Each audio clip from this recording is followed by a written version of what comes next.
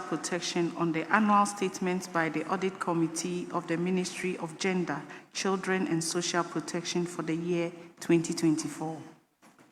Honourable members, the report has been duly presented and it is for distribution to honourable members.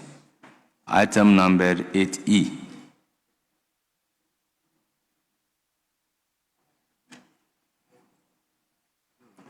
Mr. Speaker, Honourable Beja is a member of the committee, so I pray that I will allow him to read the committee's report. Item E.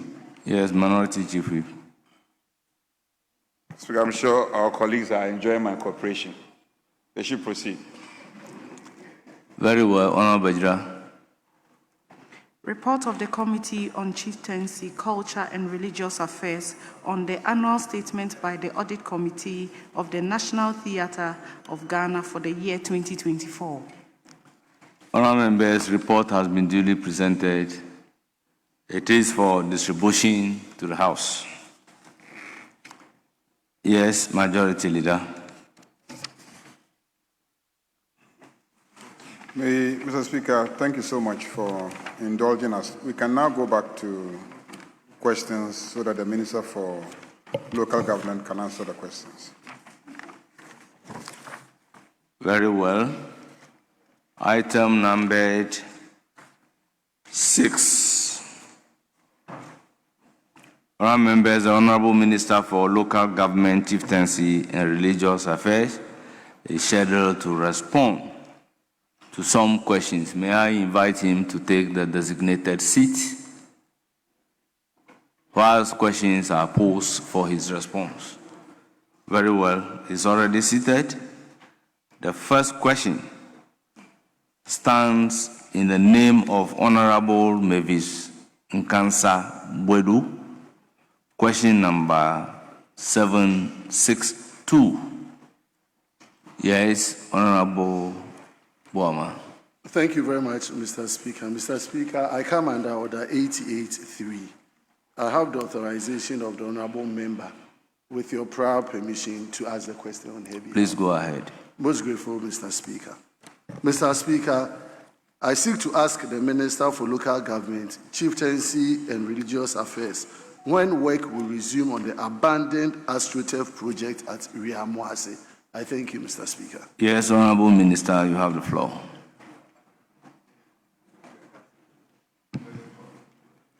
Thank you, Mr. Speaker, for the opportunity. Mr. Speaker, the Ministry currently does not have official records or implementation details regarding the AstroTurf football pitch project at Riamuase in Afija-Sechere East District.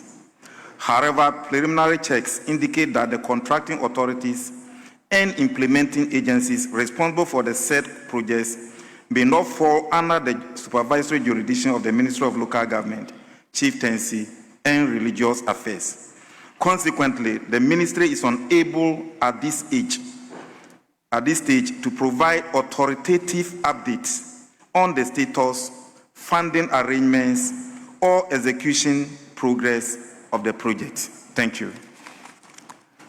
Any supplementary question?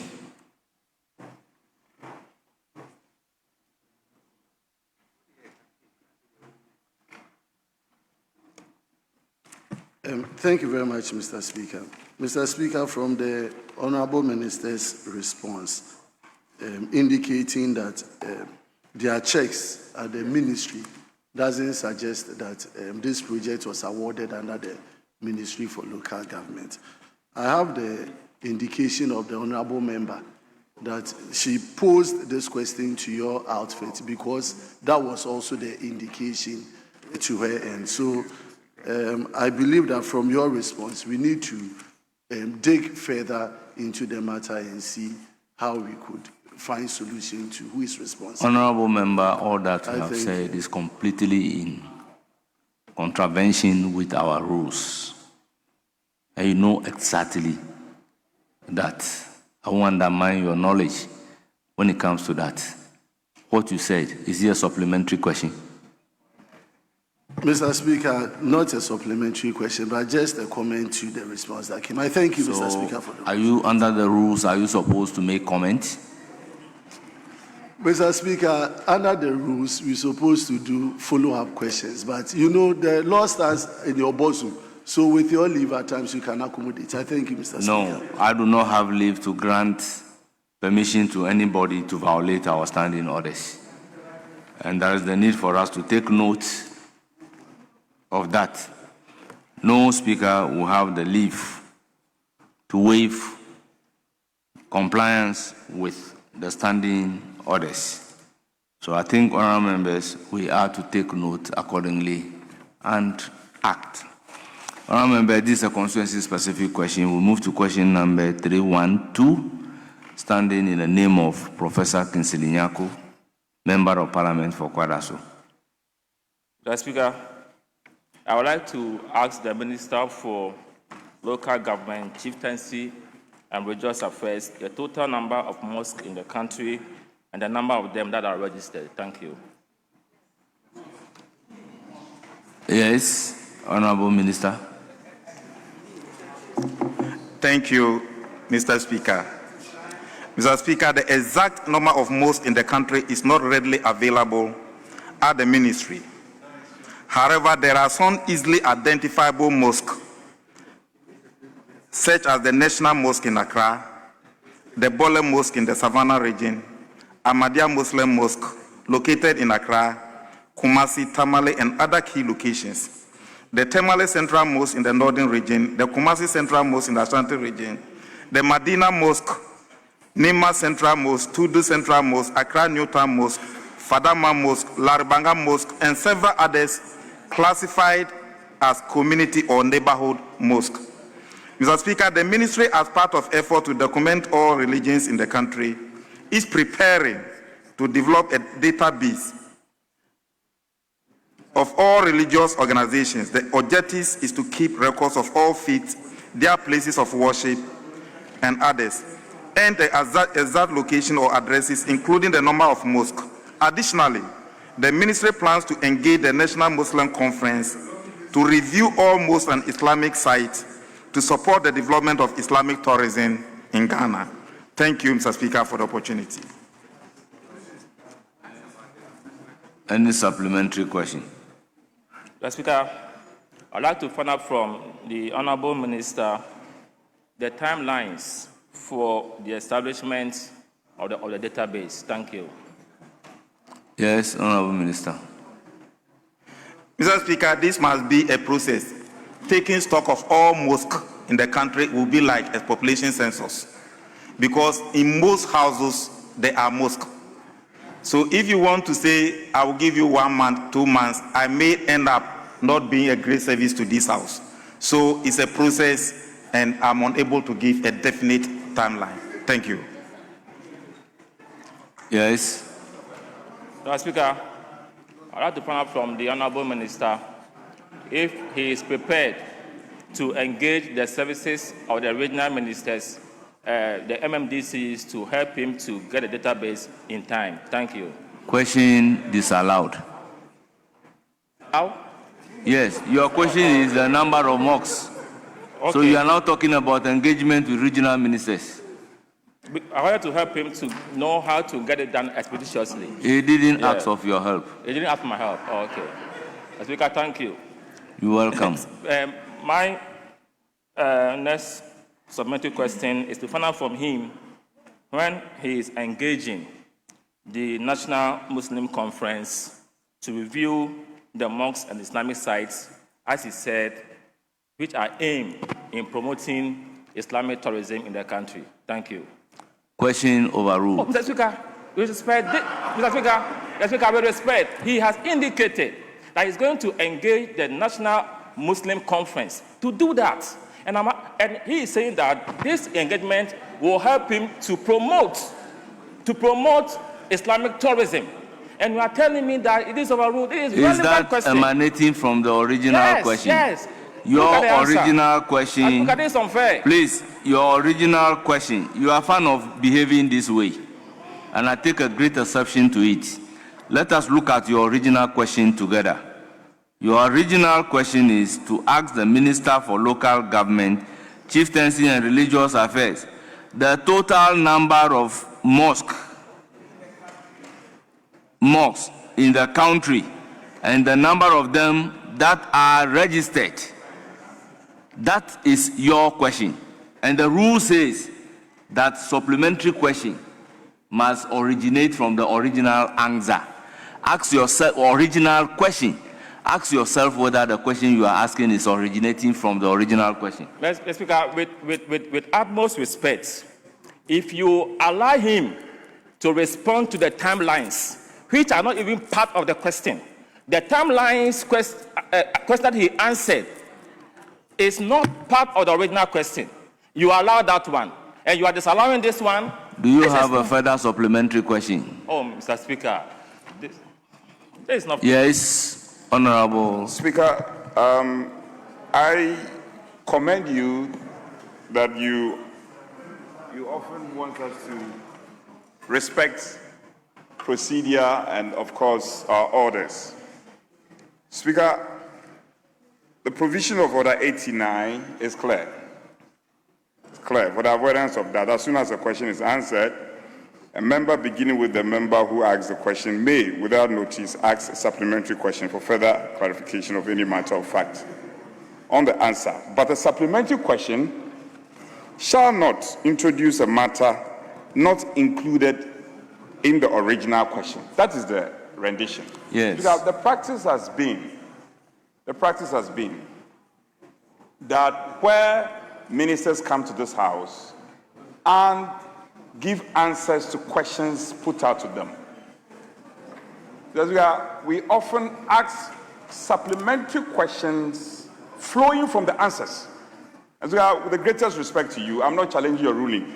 If you look at the answers by our friend, our minister, the follow-up question by the honorable member is Can tailable. they look at the concluding aspect of the order that you have read? Well, Speaker, I'm not limiting myself to the orders alone. I'm only saying my argument is anchored on the fact that his answers call for that very supplementary question.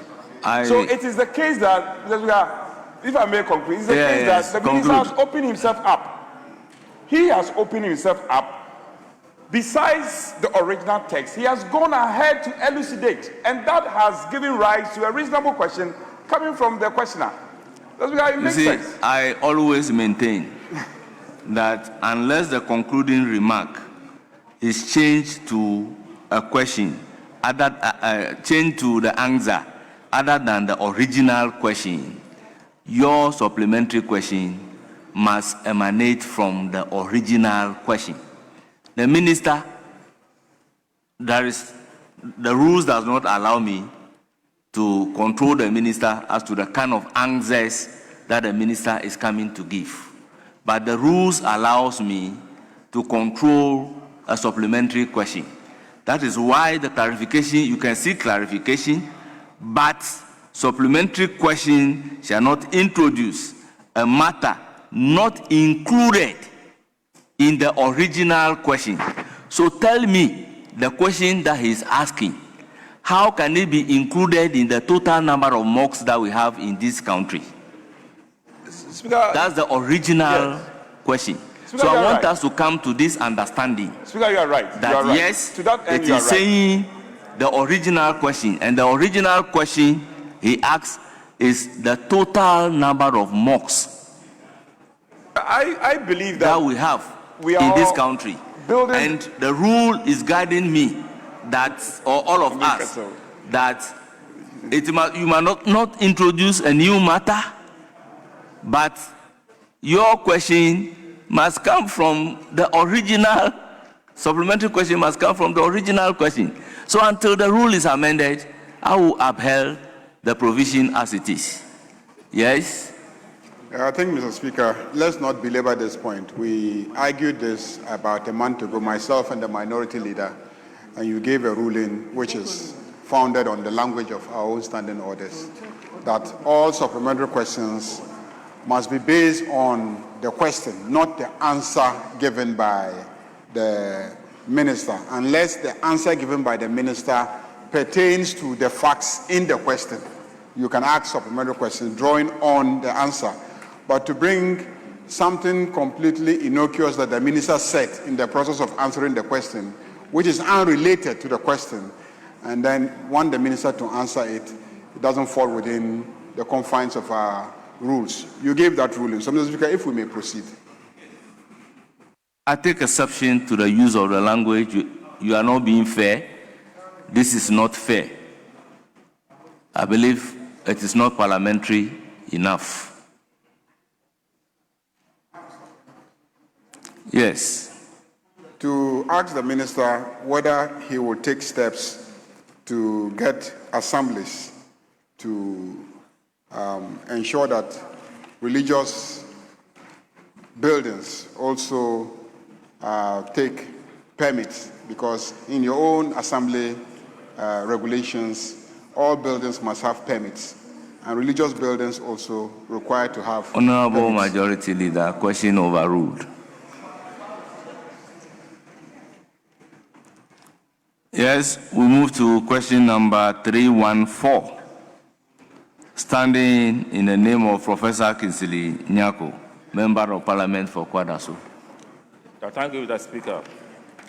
I would like to find out from the Minister for Local Government, Chieftaincy and Religious Affairs how the ministry intends to promote a productive working relationship between members of Parliament and metropolitan, municipal, and district chief executives to ensure effective governance in the various local assemblies. Thank you. Yes, Honorable Minister. Thank you, Mr. Speaker. Mr. Speaker, Section 5(1), Paragraph C of the Local Governance Act 2016, Act 936, provides that a district assembly shall consist of the member or members of Parliament for the constituencies that fall within the area of authority of the district assembly. This statutory arrangement creates a formal mechanism for collaboration between honorable members of Parliament and metropolitan, municipal, and district chief executives in planning, budgeting, and development oversight at the local level. Mr. Speaker, Article 2521 and 2 of the 1992 Constitution state respectively that there shall be a fund to be known as the District Assembly's Common Fund, and Parliament shall annually make provision for the allocation of no less than 5% of the total revenue of Ghana to the district assemblies for development. In practice, the distribution of DACF to various MMDAs is guided by 3 key criteria: the needs of each assembly, equality to ensure fair allocation of national resources, and service pressure, which considers the level of demand placed on existing facilities, particularly in urban areas. These criteria ensure that resources are directed where they are most needed, with input from the respective honorable members of Parliament during General Assembly meetings. Furthermore, under Section 126 of Act 936, the Ministry, through the DACF, is enhancing the financial allocation available to MMDAs to strengthen development planning, project execution, and service delivery at the local level. Mr. Speaker, in addition to DACF, honorable members of Parliament also receive a constituency allocation, commonly referred to as MP's Common Fund. This allocation, which is drawn from a percentage of DACF, supports small-scale development needs, such as assistance to vulnerable constituencies, the provision of farm inputs, and community facilities, including boreholes and water systems. To ensure that these resources complement district development priorities, it is important that MMDCEs meet regularly with their respective members of Parliament to discuss pressing local needs, align intervention with the Assembly's medium-term development plan, and channel requests through the appropriate funding resources. Mr. Speaker, the Ministry is accordingly working to ensure that such engagements are held consistently, as they form a verbal platform for strengthening the working relationship between MMDCEs and honorable members for improving the coordination of development effort at the local level. Mr. Speaker, the Ministry is also strengthening protocols that require MMDCEs to notify and brief honorable members of parliament on key planning, budgeting, and development committee meetings, so that constituency priorities are reflected in the medium-term development plans and local projects are jointly monitored and publicly accountable to the people. Furthermore, the ministry continues to facilitate joint engagement on strategic initiatives. A recent example is the national orientation session on the 24-hour economy model market for regional ministers and MMDCs, which provided guidance on implementation, stakeholder coordination, and financing arrangements. As a rollout continues, MMDAs are encouraged to brief and involve honorable members in local consultations and collaborate with them to support that all these interventions are carried on successfully. Thank you, Mr. Speaker, for the opportunity. Yes, any supplementary question? Mr. Speaker, interestingly, the minister has provided more than required.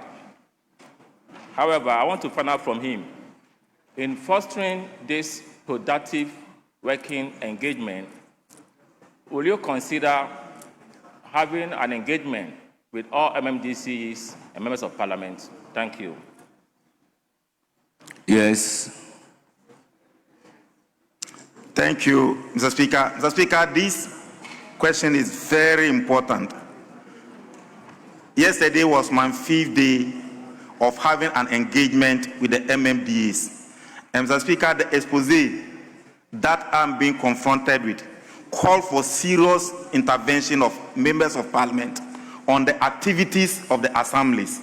And Mr. Speaker, I have said it publicly and in the engagement that I will engage the District Assembly Common Fund Administrator to make sure that all monies that are transferred to the Assembly, the members of parliament must be copied, including the Persons with Disability Fund, the DACF RFG, and the MP's Common Fund. Mr. Speaker, the Assembly members do not have capacity to do the proper oversight of the huge resources that we are giving to them. And the technocrats at the assemblies are just bullying the assembly members without giving them proper documentation. So, Mr. Speaker, we are not ready to shield anybody. So this calls for a serious engagement, but you know I always speak with evidence. Until I finish the engagement, compile the report, have meeting with leadership before that platform can be created. I don't want to be operating on hearsay. There need to be evidence and there need to be relevant and empirical evidence that will call for the areas that the MPs and the MMDCs will collaborate together to be able to solve. But we are not creating tests for ourselves.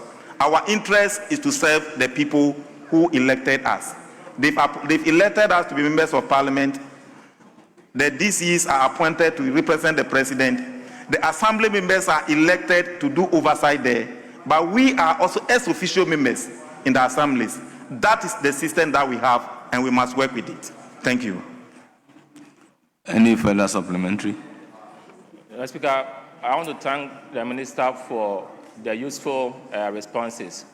However, Mr. Speaker, the unfairness that I use, I want you to just take it up. Should I ask that all others that we have used should equally be expunged? Sorry? All others that you have used, because this is not the first time. Mr. Speaker, you know, you and I are friends, but at times, you know what I mean? You're my buddy, but at times, you know, at times allow some of these things. But with all due respect, I didn't mean to enjoy your reputation. Thank you. Thank you. Yes. Thank you very much, Mr. Speaker. Mr. Speaker, I'd like to find out from the Minister for Local Government, in the event where the MMDCs refuse blatantly to notify and brief members of parliament of the happenings and the development programs that continue to proceed at the district assembly, what are the sanctions that the ministry will do to them? Thank you. But the question is not talking about sanction. Why are you introducing sanctions? No, the question is about the relationship. Yes. And out of the relationship, the minister has indicated that the MMDCs are to notify and brief members of Yes, Parliament. as measures to promote Exactly. the So, good working relationship. so that is why I'm asking, in the event where they fail, Measures to promote a good relationship may not necessarily result into sanction. yes. So, So if you want a question or the minister to come and answer as to whether or not there is available sanction, you know what to do. Mr. Speaker, let me rephrase my question by asking the Honorable Minister, in the event where MMDs fail to engage and brief members of Parliament, what are some of the remedies that the Ministry of Local Government would implement in this regard? I thank you. Again, look at the question. The question is not talking about any remedial measures. Honourable members, can we move to question number 709, standing in the name of Honourable Ernest Yao, Enim, Member of Parliament for Kumewu. Thank you, Mr. Speaker. Mr. Speaker, I rise to ask the Minister for Local Government, Chieftaincy and Religious Affairs the measures being taken to rally the support of chiefs and community stakeholders to address the phenomenon of witchcraft accusations. Yes.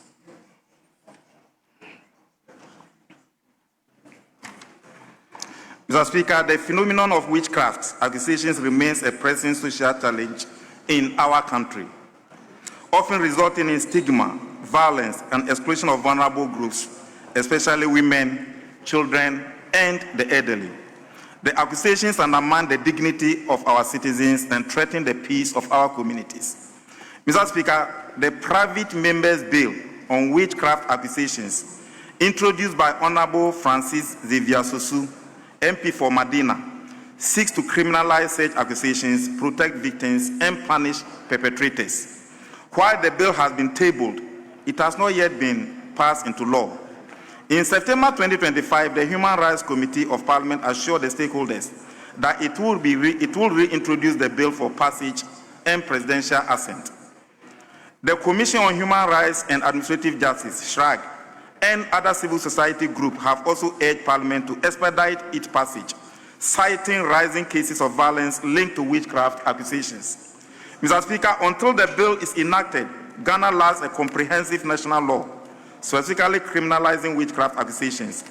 Victims remain vulnerable to stigma, violence, and exclusion, particularly in rural areas. However, this presents a policy opportunity for the Ministry of Local Government, Chieftaincy, and Religious Affairs to rally chiefs, religious leaders, and grassroots support before the bill is finalized.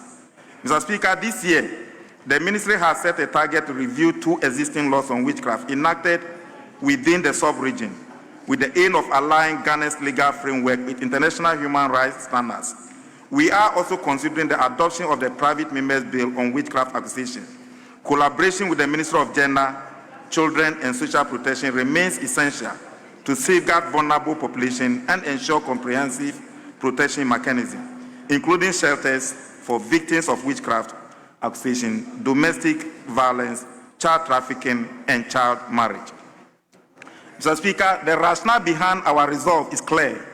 Chiefs, queen mothers, and traditional leaders are custodians of culture and authority in our communities. Their support is critical in reshaping attitudes, preventing harmful practices, and promoting reconciliation. By rallying their voices, legislative reforms will be grounded in cultural legitimacy and community acceptance, while protecting the dignity and rights of all citizens. Accordingly, the Ministry, in collaboration with other public institutions and development partners, will do the following. 1, will engage chiefs, religious leaders, and community stakeholders in dialogue on dangers of witchcraft accusations, including Honorable Ernest Yao Kumi's constituency of Kumau, where His Royal Majesty, Berima Chunibua Kodua, Kumau Mahine, has contributed immensely to health matters before the regional and national houses of chiefs. Mr. Speaker, We will also integrate traditional authority perspective into the private members bill and sub-regional law review. We will also strengthen collaboration with the Ministry of Gender, Children and Social Protection for victim protection and with emphasis on shelters and psychological support. Mr. Speaker, we will promote community-based mechanisms using chiefs and religious leaders to prevent violence and safeguard vulnerable groups from all forms of domestic and gender-based violence. Mr. Speaker, through these interventions, we expect to do the following. Chiefs, traditional councils, faith-based organizations to publicly denounce witchcraft accusations, a reduction in reported cases of witchcraft-related stigma and violence, harmonized legislation aligned with human rights and cultural legitimacy, strengthen protection and reintegration of victims into communities, and enhance collaboration between ministries, traditional authorities, and civil society.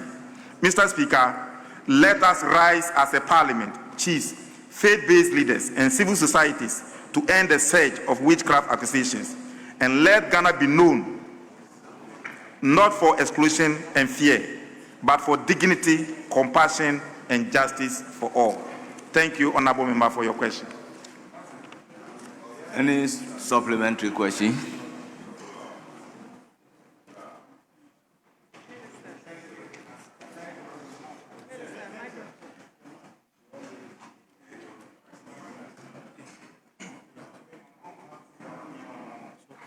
Thank you, Mr. Speaker.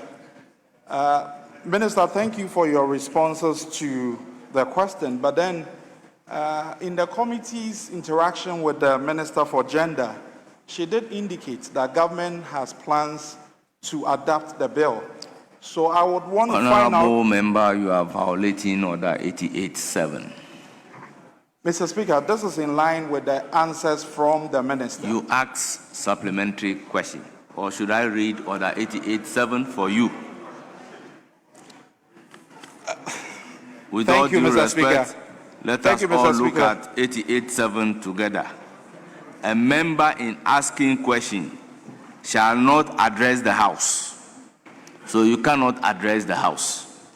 2, you can raise any argument. 3, you cannot even offer your opinion. That is what 88.7 A, B, and C is saying. So it's strictly supplementary question. Thank you, Mr. Speaker. Minister, I would like to find out if the ministry will lend support to the gender minister and mobilize cabinet support for government to adapt this bill. Yes. Mr. Speaker, I've stated that we will collaborate with the gender minister. And the gender minister is an honorable sister of this house. So we will work collaboratively together with you. And I've even brought in your traditional leader, the very much in the boy could be. So we'll work together. Your expectations will be met. Thank you. Any further question? Thank you, Minister. Minister, I would also want to find out, before the passage of this all-important bill, which is the anti-witchcraft bill, we would like to know what immediate protections the ministry is going to propose to protect vulnerable older women.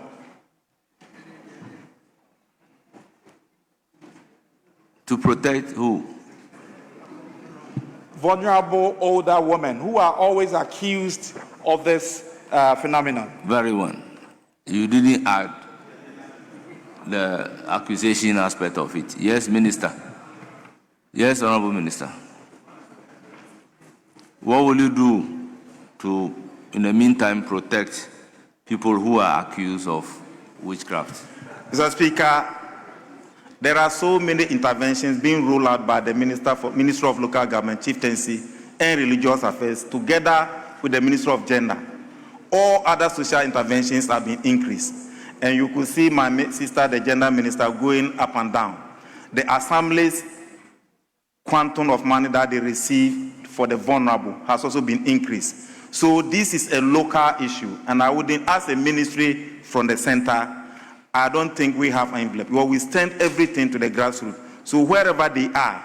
However, we don't want some specific district to be handling national issues only with the local thing, small thing given to them. That's why I'm saying we'll collaborate with the gender minister, because she has been handling the matters of leave, the matters of the vulnerable, and all those things. So we'll collaborate.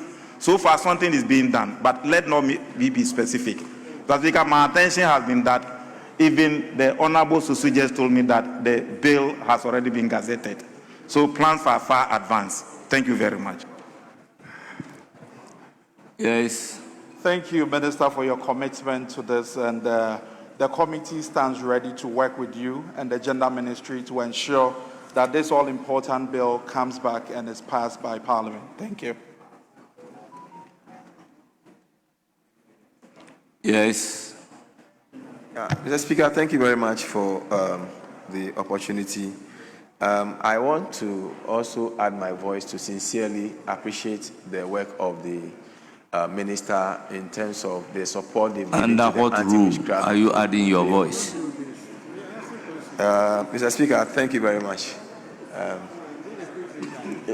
also asked you a question. Under what rules are you adding your voice to the answer provided by the Minister? I'm actually satisfied by the answer, Mr. Speaker. Thank you. Yes, Honorable Richard Achampong. Mr. Speaker, I want to find out from the minister. Is it wrong to be a witch? File a fresh question. Because, Mr. Speaker, somebody is a Christian. We are not looking at a Muslim, the and Honorable somebody Richard decided to be a witch. Achampong. Honorable And Richard you want to Achampong. bother your head about this? Honorable Richard Achampong, the question is to rally support of the chiefs and community stakeholders to address the phenomenon of witchcraft accusation. As to whether it is right or wrong, you may file a fresh question. No, Mr. Speaker, if I'm a witch and you accuse me, I'm a witch. So what is the point? Please file a fresh question. Honourable members, in the absence of any further question, we'll move to question numbered 527, standing in the name of Honourable Martin Kwaku Ajay Mensah Kosa. Thank you, Mr. Speaker. Mr. Speaker, I rise to ask the Honourable Minister for Local Government, Chieftaincy and Religious Affairs, when the upgrade of some districts to municipalities and some municipalities to metropolitan assemblies commenced by the previous government would be completed. Thank you. Yes, Honourable Minister. Thank you, Mr. Speaker, for the opportunity. Mr. Speaker, may I thank the respected former Minister for Local Government for the question, and to assure him that I'm continuing his work in progress. So, just to allay your fears. Mr. Speaker, the Ministry received numerous petitions between 2020 and 2024 requesting the elevation of some districts and municipalities to municipalities and metropolises, respectively. Following extensive consultation and technical assessment, executive approval was granted by His Excellency the former President in December 2024, which was widely published, but this could not be laid in Parliament due to transitional processes and other administrative issues following the 2024 presidential and parliamentary elections. That the legislative instruments to complete the process of upgrading these districts and municipalities as per Section 3(1) of the Local Governance Act 2016, Act 936, could not be laid for consideration and passage. Mr. Speaker, in the latter part of last year, 19th December 2025, the Ministry constituted and inaugurated a technical committee under the chairmanship of Honorable Johnson Asidun Ketia, with the terms of reference as follows. A, review relevant information and data available to the Ministry and other agencies relating to upgrading of districts. B, where necessary, undertake field visit to selected districts and municipalities to engage chiefs and other opinion leaders. C, where necessary, engage relevant ministries, departments, and agencies. D, make other recommendations to the Honourable Minister on reforms to strengthen local governance and decentralization. And E, submit a report and make appropriate recommendations to the Honorable Minister for consideration and policy directions within 8 weeks. Mr. Speaker, the committee submitted a report and recommendations for the upgrading of 12 municipalities and a district to metropolis, as well as 20 districts to metropolitan municipalities. I have forwarded the report to the Office of the President for consideration and executive approval. Once approval is received, the ministry will follow due process, particularly laying of the legislative instrument in Parliament for passage. And I can assure my brother that Techiman is included. Thank you. Speaker, do I have your attention to?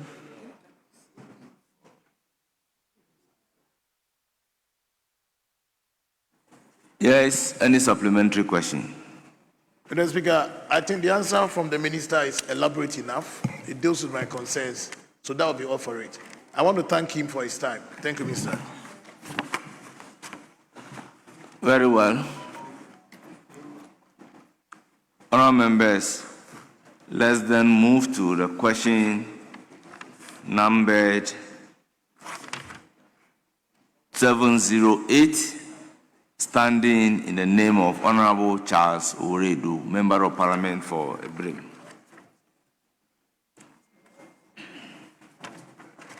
Yes. Mr. Speaker, the honourable member has indicated to leadership that he wants the question withdrawn. And so to that end, I come under Order 92 to seek your leave. Please, you have my leave. For the question to be withdrawn. Yeah, very well. Thank you. Question accordingly withdrawn. Now we'll move to question numbered 763. Standing in the name of Honorable Akwesi Jemfi Onyine Achampong. Thank you, Mr. Speaker. Mr. Speaker, I rise to ask the Minister for Local Government, Chieftaincy and Religious Affairs when the abandoned Ayehu AstroTurf in the Kwabri East constituency will be completed. Thank you. Yes, Honorable Minister.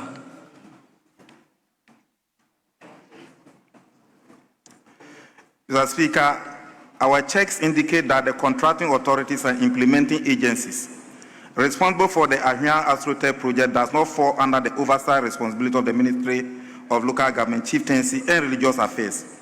Consequently, the ministry is unable to provide authoritative updates on the status, funding arrangements, or execution of the progress of the project accordingly. Thank you.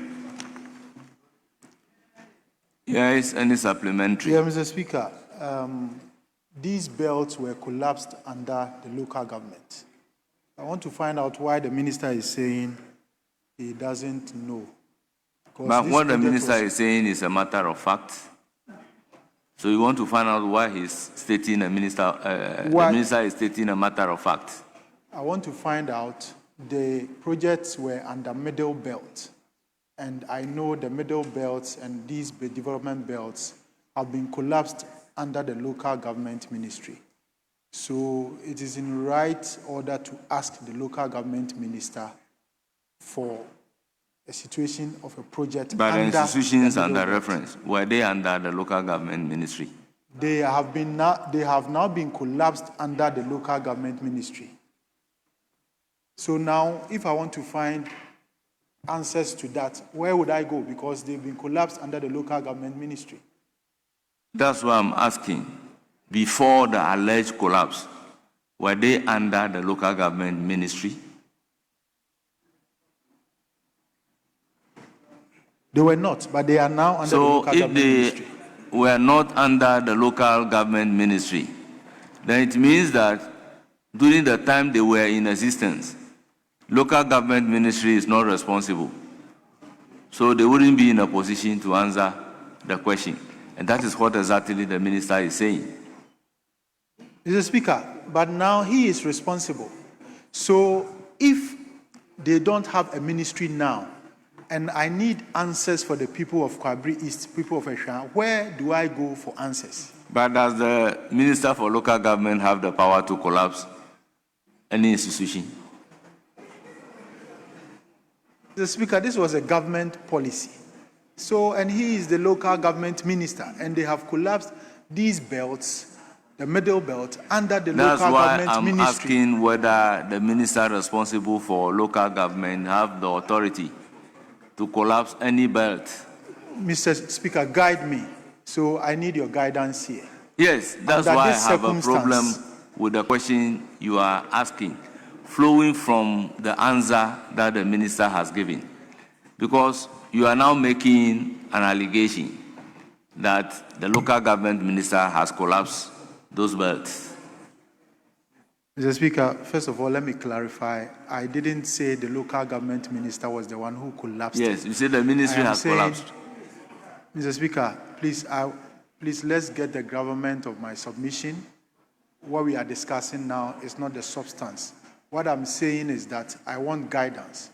If the middle belt has been collapsed under the local government ministry, and you say the local government minister cannot give me information and data on that, I'm saying if I want information for the good people of Kwabri East and Ehwea as to the status of this park, where should I go and who should I ask? Well, you find If out not from the local yourself government when the minister. agency was in No. existence. They were, which ministry were they under? Mr. Speaker, Yes. assuming that ministry that they were under is no longer a ministry in this government, which minister am I going to ask? So, assuming you are a minister which happens not to be the oversight minister for an institution, and then that institution is not in existence, they are now asking you, the new minister, which ministry the institution have not come under, to come and answer questions pertaining to that particular ministry. Is that being fair to the? Are you being fair to the minister? Mr. Because Mr. he Speaker, is not responsible Mr. Speaker. for those agencies. So if you need my guidance, see me. Okay. Yes. Okay. Yes, Honorable Kinsinyako.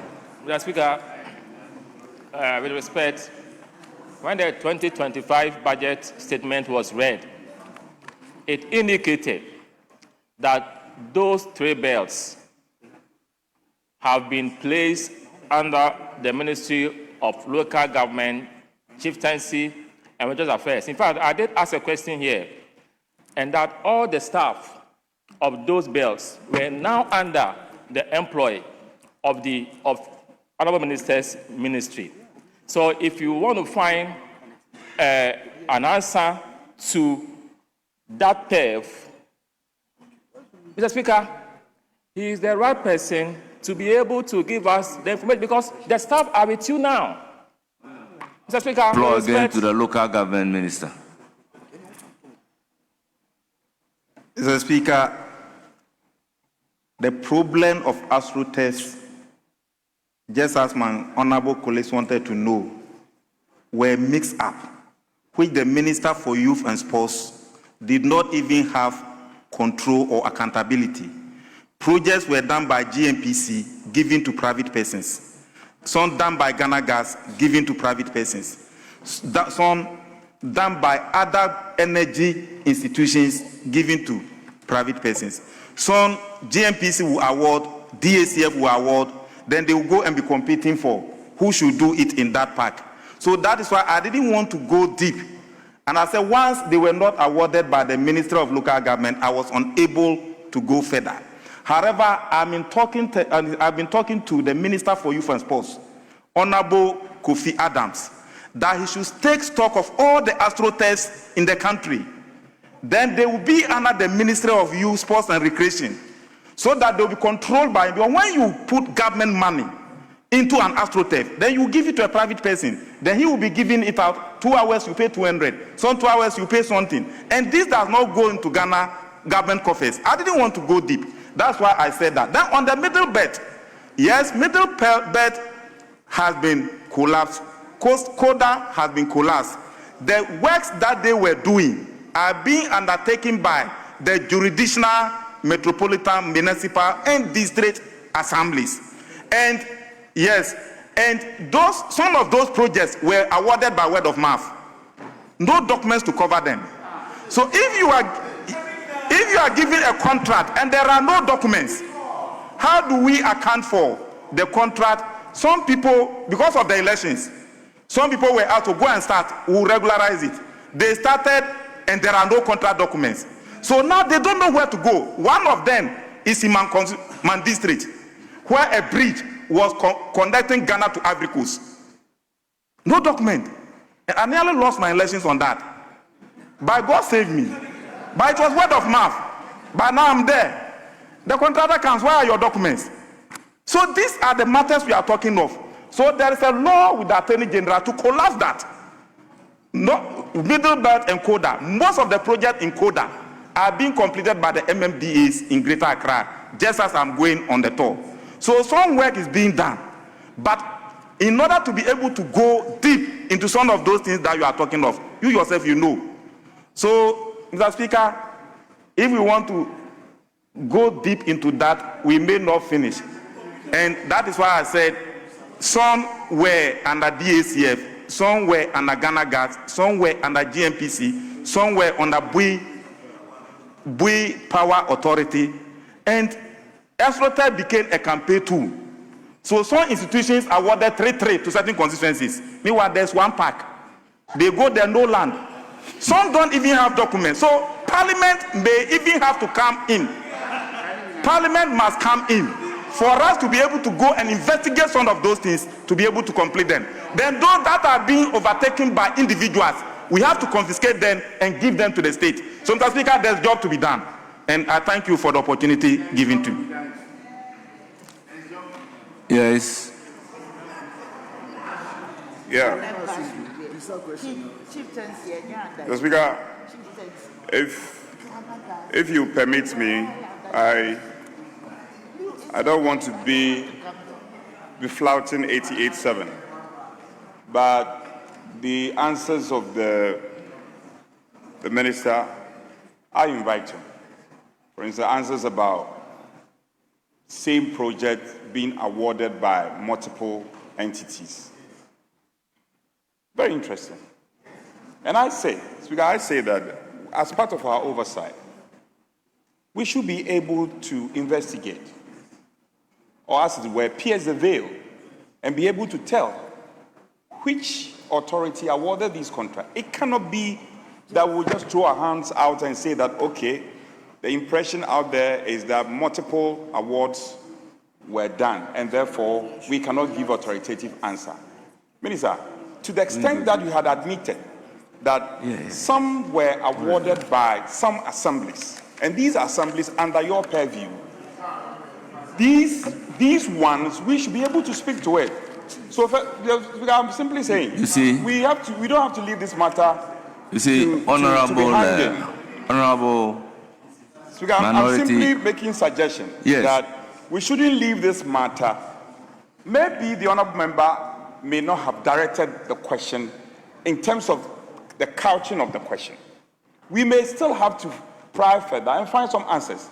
Maybe we'll seek further clarification and guidance from you and be able to get to the bottom of this concern, because they are real concerns and we cannot gloss over them. Honorable Minority Chief Whip, you see, I'm also aware that once this AstroTurf relates to sporting activity, the minister responsible for youth and sports was asked to do certain work. When we sit up here, having that background, we try to direct and shape the mood of the House. So if the questioner has taken a cue and even asking him to see me, all that the minister has said wouldn't have been part of the record. So please, sometimes when we give direction, take it in good faith. It's more complex than what you can imagine. So your request that you are making, we may get there. So rest assured that we may get there and get to the bottoms of the matter. Because you take all the astroturf in the country, it's not being done in a structured manner. So it cut across various ministries. You need an investigation to be able to know that this is the ministry that the particular astroturf in question is emanating from, so as to direct your answer to that particular minister. This was the second answer in relation to astroturf by the minister responsible for local government, that it is not his outfit who is undertaking the project. So he is unable to provide specific details to answer the questions. I believe the first one, the questioner took it in good faith and was going to do a further investigation to know the ministry. But the second one, the questioner did not take it in good faith, and we need to get to where we are now. So sometimes our directions should not be taken for a ride. So definitely, I believe after the work of the minister responsible for youth and sports, we'll get to the bottom that you are asking for. Honourable members, at this point, let me crave your indulgence to welcome our revered visitors, first from Universal International School, led by Erika Pia Dabanka, headmaster. They are from Ekwima Mobiaja South constituency, the numbered 26.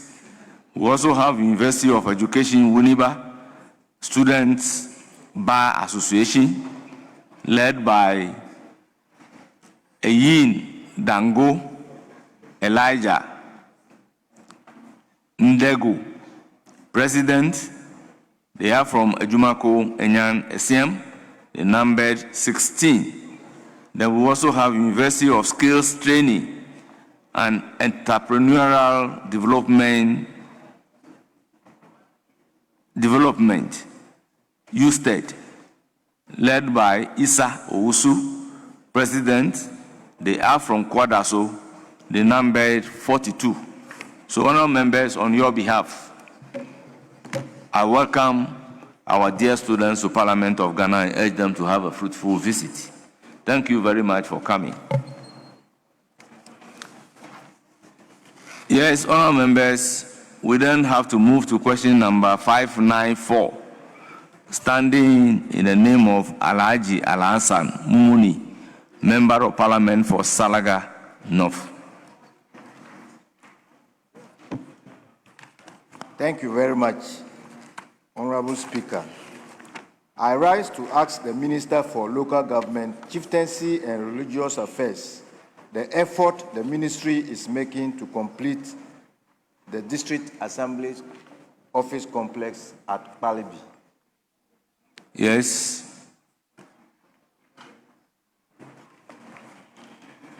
Mr. Speaker, the contract for the construction of Northeast Gonya District Assembly Office Complex was initially awarded by the Ministry of Local Government to Mrs. A. Asita Company Limited in June 2019 with funding from the District Assembly Common Fund. However, the contract was terminated and subsequently re-awarded to Mrs. Masin Construction Company Limited on 31st March 2023 due to persistent non-performance and failure by the contractor to meet contractual obligations and project timeliness. Mr. Speaker, I wish to indicate that the project has progressed substantially and is currently at the finishing stage. Major structural and plastering work have been completed. Outstanding works include floor and wall tiling, ceiling installation, printing and electrical fitting, plumbing fixtures, and external finishing works. Mr. Speaker, however, the project experienced significant delays due to irregular cash flows and delayed in honoring of interim payment certificates that are affecting the contractor's capacity to sustain the operation and complete the outstanding works within the expected time frame.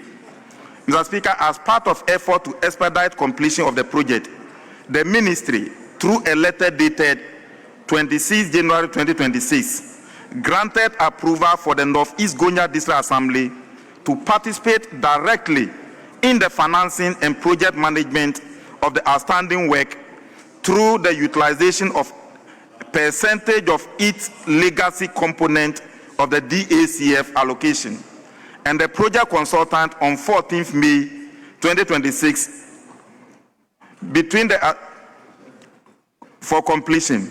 Consequently, a meeting was held between the Assembly, contractor, and the project consultants on 14th May 2026 to deliberate on modalities for the completion of the project.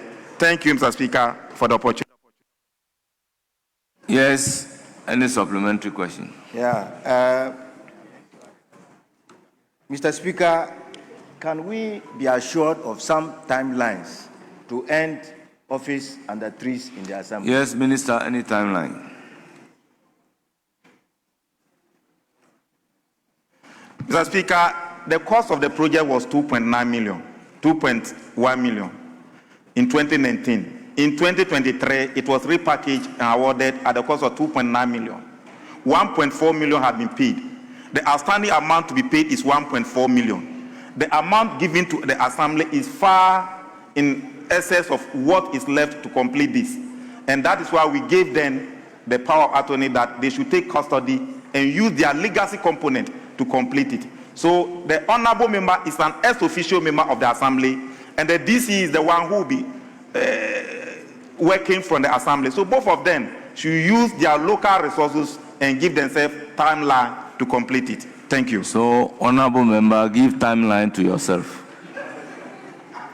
Thank you very much. Guided.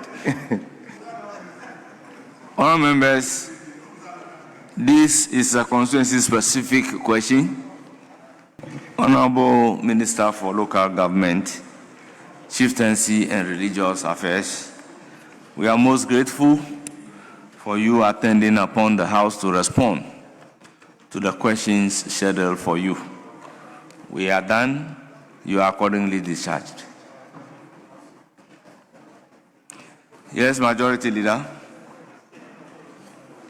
Yeah, we agree that the Minister for Interior will lay item number 8A, after which, Mr. Speaker, we can move to statements. It's item number 10A, page 6 of the order paper. No, it is 8A. 8A, laying, page 4. 8A. Annual statement of the Audit Committee of the Ghana Immigration Service. Very well. You are right. Item numbered 8A.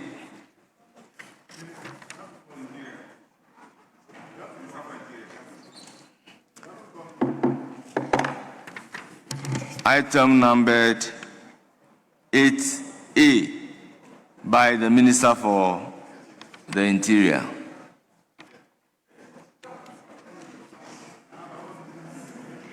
Annual Statement of the Audit Committee of the Ghana Immigration Service for the year 2025. Honourable members, paper duly presented, and it is referred to the committee responsible for Defence and Interior. Yes, Majority Leader. Mr. Speaker, we agreed that the Minister for the Interior has a statement, and if you so permit, we can take it now. Very well. I believe he's making the statement under Order 91. Very much so, Mr. Speaker. Very well. Honourable Minister, you have the floor.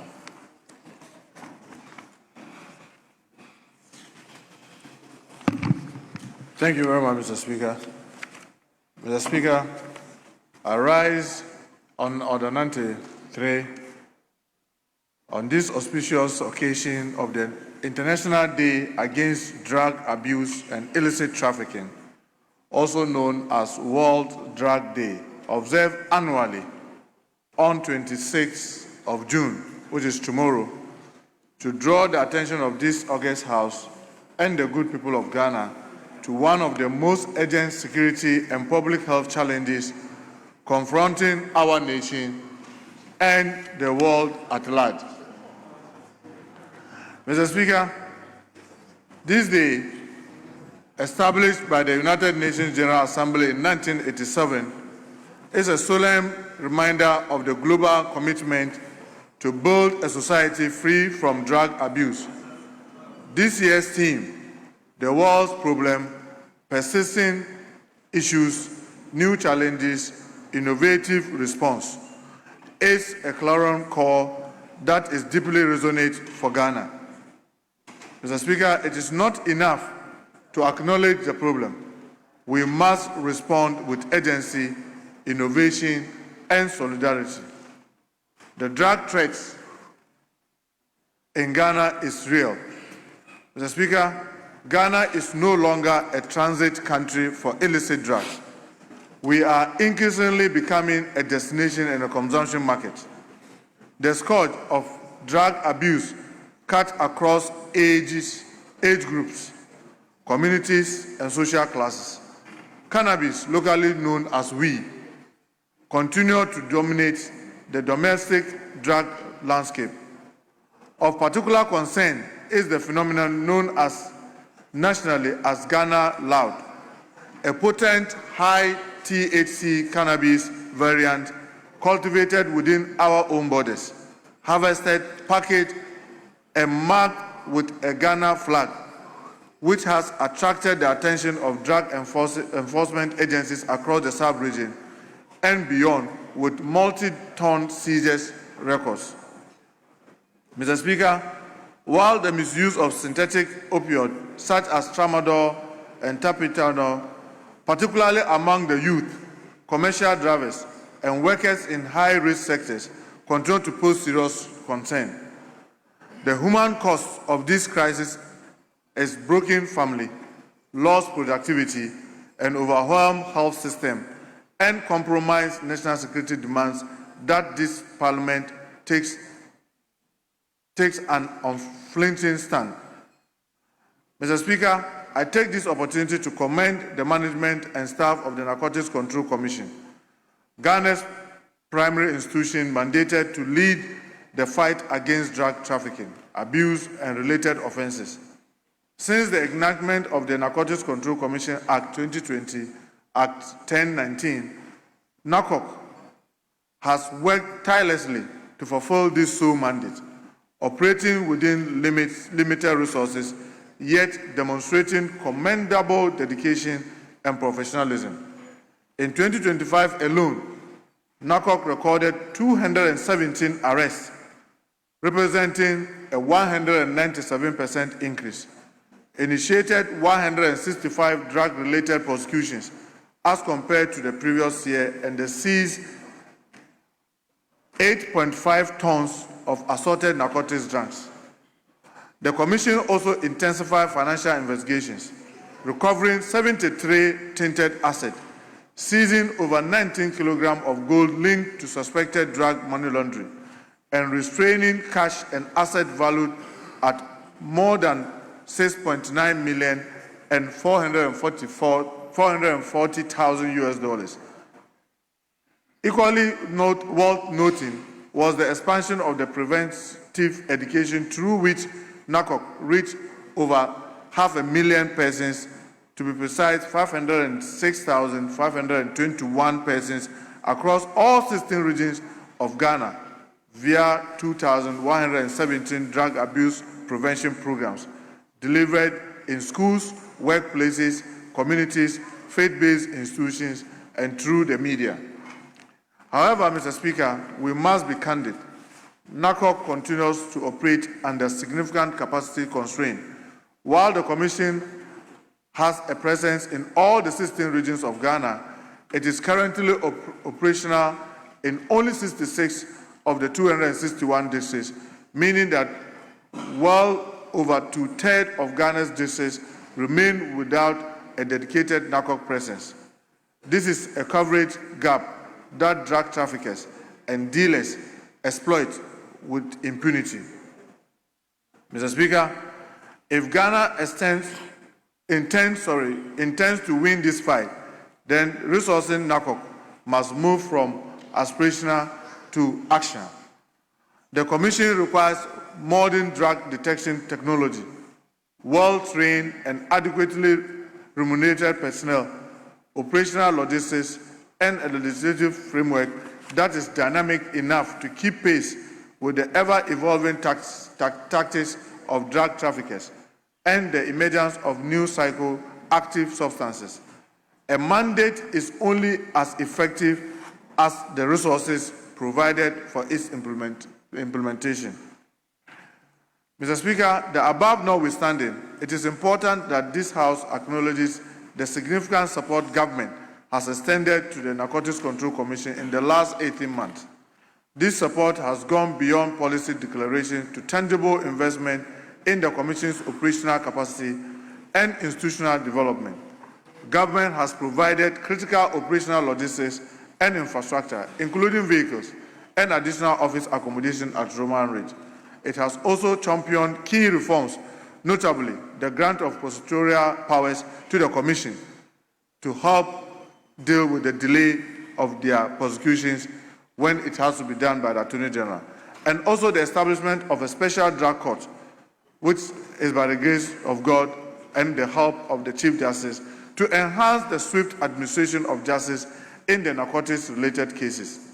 In addition, government has demonstrated strategic foresight through its commitment to establish a national drug forensic laboratory and supporting drug use prevention and public education programs.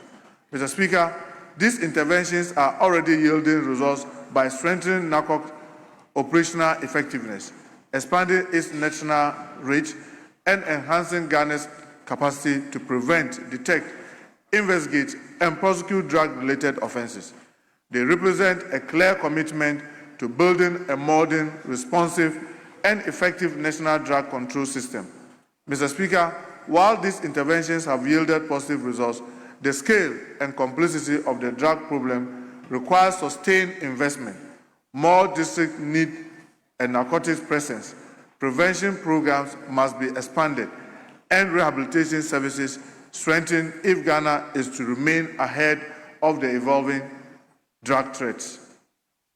Mr. Speaker, effective drug control is not solely a law enforcement matter. It demands a whole of government and a whole of society approach that integrates enforcement with prevention, treatment, and rehabilitation. I call on this House to support government in considering the following priorities: oversight very effectively the budgetary allocation to NACOC to close critical capacity gaps in intelligence, interception, and forensic analysis. Strengthen the regulatory framework for precursors, chemicals, and pharmaceutical supply chain to curb the diversion of substances like tramadol. Establish National Rehabilitation Center, particularly one in every region, to meet the needs of Ghanaians suffering from substance use disorders. Expand drug education and demand reduction programs in schools, communities, and workplaces, targeting youth who remain most vulnerable. Introduce an executive order that makes mandatory drug tests as a pre-employment requisite for entry into the public service and the private sector to safeguard institutional integrity, promote workplace safety, and deter drug use among the youth and working population. Mr. Speaker, the global consensus has increasingly affirmed that drug addiction is, first and foremost, a public health issue and not simply a criminal one. Those who suffer from substance use disorder deserve compassionate, evidence-based care, not stigma. While the law must hold traffickers and criminal syndicates accountable, our response to the individual struggling with addiction must be grounded in humanity and dignity. Mr. Speaker, Sections 222, 23, and 24 of the Narcotics Control Commission's Act 2020, Act 1019, establish the Substance Use Disorder Rehabilitation Fund, define its purpose, and provides its funding sources. The legal framework already exists. What is needed is funding. I therefore urge this House to support the Commission in its advocacy for the allocation of resources to the fund to enable NACOC to establish the rehabilitation centers urgently needed for the treatment and rehabilitation of persons with substance use disorder. Mr. Speaker, in conclusion, as we mark World Drug Day 2026, let us recommit ourselves as legislators, as leaders, and as citizens to the vision of a Ghana free from the devastation of drug abuse and illicit trafficking. The team before us acknowledges persistent challenges while challenging us to innovate. Let this Parliament rise to that challenge. I salute the brave men and women of Narcotics Control Commission and all partner agencies who risk their life daily in service to this cause. I urge all stakeholders, civil society organizations, the private sector, families, especially, and communities to join hands with government in building a drug-free Ghana. Mr. Speaker, I thank you. May God continue to bless our homeland, Ghana. That's the statement ably made by the Honorable Minister responsible for Interior.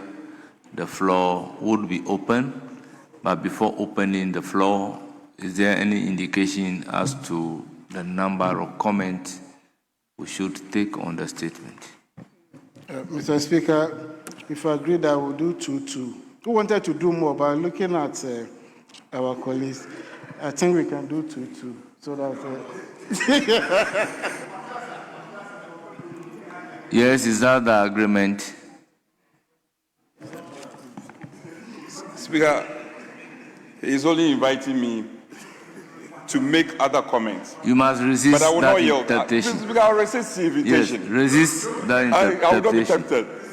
But we have a gentleman agreement that we'll do to apiece. Very well. Yes, Honorable Isaac Bama. Speaker, let me commend the Minister for Interior for making this important statement in this House.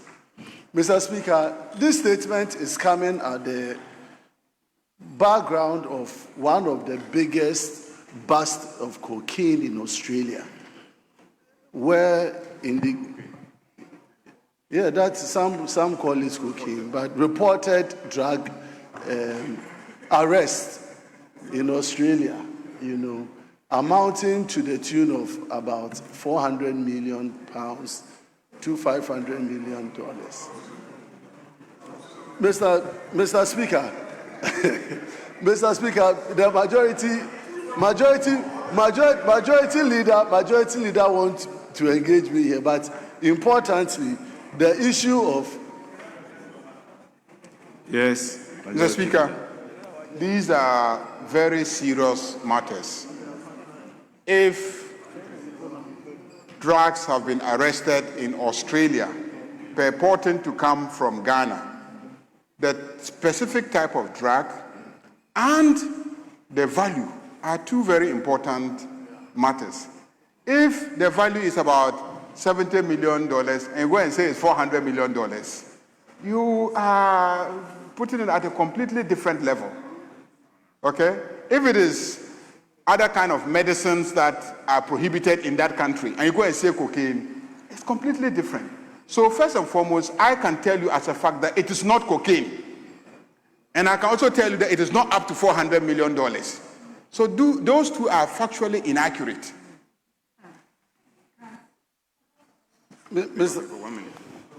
I'm sorry, before he comes in, earlier on, the leader of the House had indicated that the minister was coming under 91. And Speaker, you inquired. Yes, the minister himself said he's coming under 93. No, and the minister said he's coming under 93. Yes. So I see a contradiction. 91 from the leader of the House, yes. 93 from the minister. So clearly, which is which? I think the minister came under standing order 93. Therefore, the rules that applies to Order 93 must be strictly followed in commenting on this statement. Mr. Speaker, so should the records reflect the statement of the Leader of the House, or it should be expunged? I need your guidance. The guidance is that the minister came under Standing Order 93.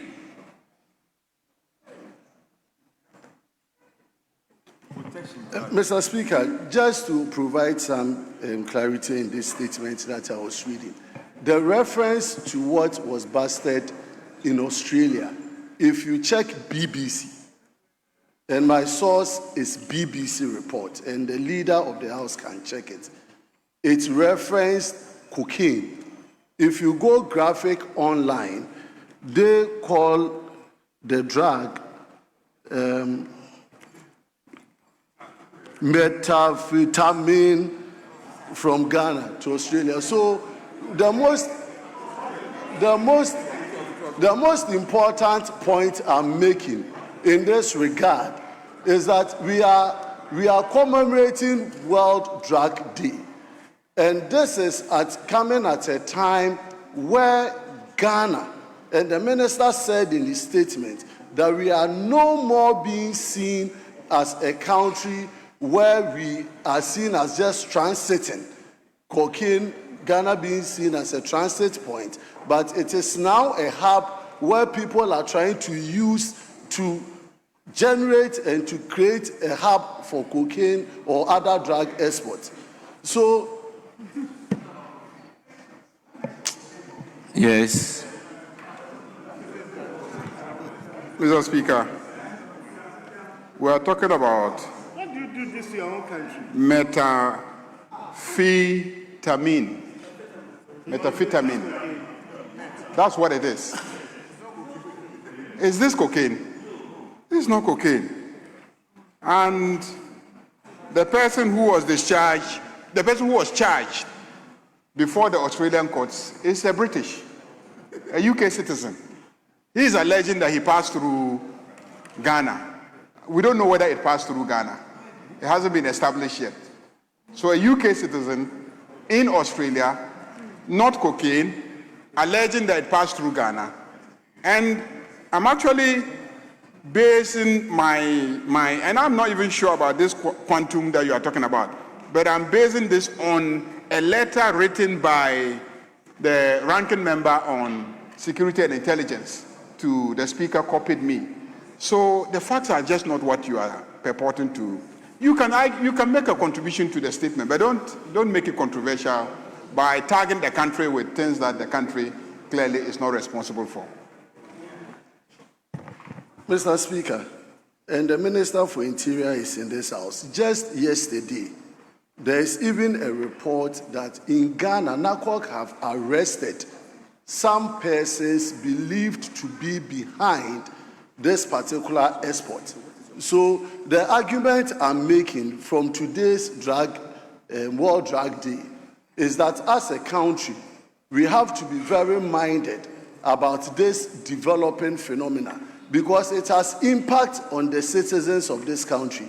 If you check data, the highest group of people that are seen to be affected by this drug menace is people in the junior high school, the senior high school, and the tertiary institutions. And even information suggests that it is on the ascendancy even in the northern part of this country. And so there's a big problem that we are confronted with as a country. And so the statement by the minister is very, very welcome and timely. The biggest question is how prepared have we been in combating this particular incident of drug abuse in this country? What have we done as a country to make sure that we minimize its effect and make Ghana not a hub or a place where people will find it comfortable? Because the net effect is that it is the people of Ghana who are being affected. It is the youth of this country who are affected. So, Mr. Speaker, now NACOC, Narcotics Control Commission, how have we resourced them? The minister talked about they being given vehicles amongst others. We should go beyond this and check how well we are resourcing NACOC to fight this menace. Because if indeed it is established that this quantum was able to leave the shores of this country and get itself found in another jurisdiction, the amount involved, the quantity involved is very worrying. And so we need to up our game. We welcome the call of the minister to work a lot more in this matter and empower NACOC.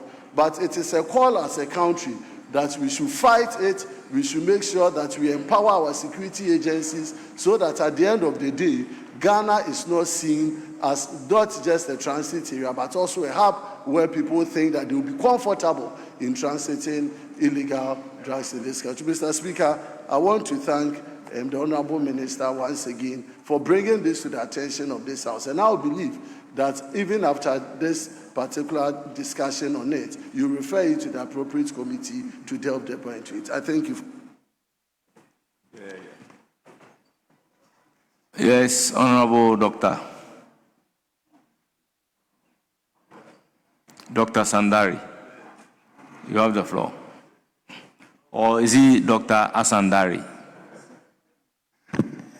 Thank you, Right Honorable Speaker. It's Dr. Sandari. Thank you for giving me the opportunity to also comment briefly on this statement ably made by the Minister for the Interior on this very important day dedicated, to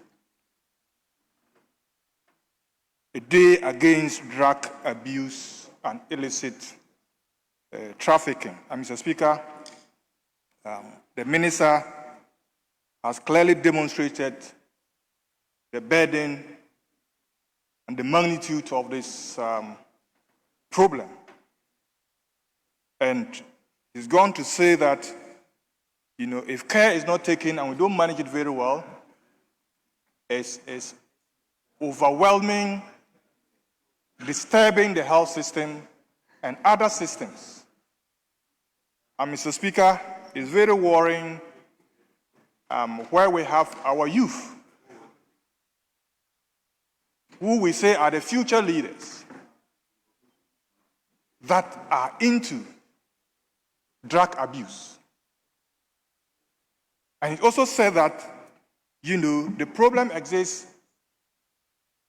because of the fact that we are not doing more on education, public education, especially to our children. My colleague on the other side just mentioned the issue of students, junior high, senior high. I mean, it's unbelievable. And as a country, if we don't work hard, then we'll not have a future. Because I don't see any future where our youth abuse drugs. And so, Mr. Speaker, he also mentioned that what is worrying is about 66 out of the 261 districts that we have in this country do not have, active presence or offices of NACOC. And I think that is a serious issue that we have to look at because of the porous borders that we have in this country.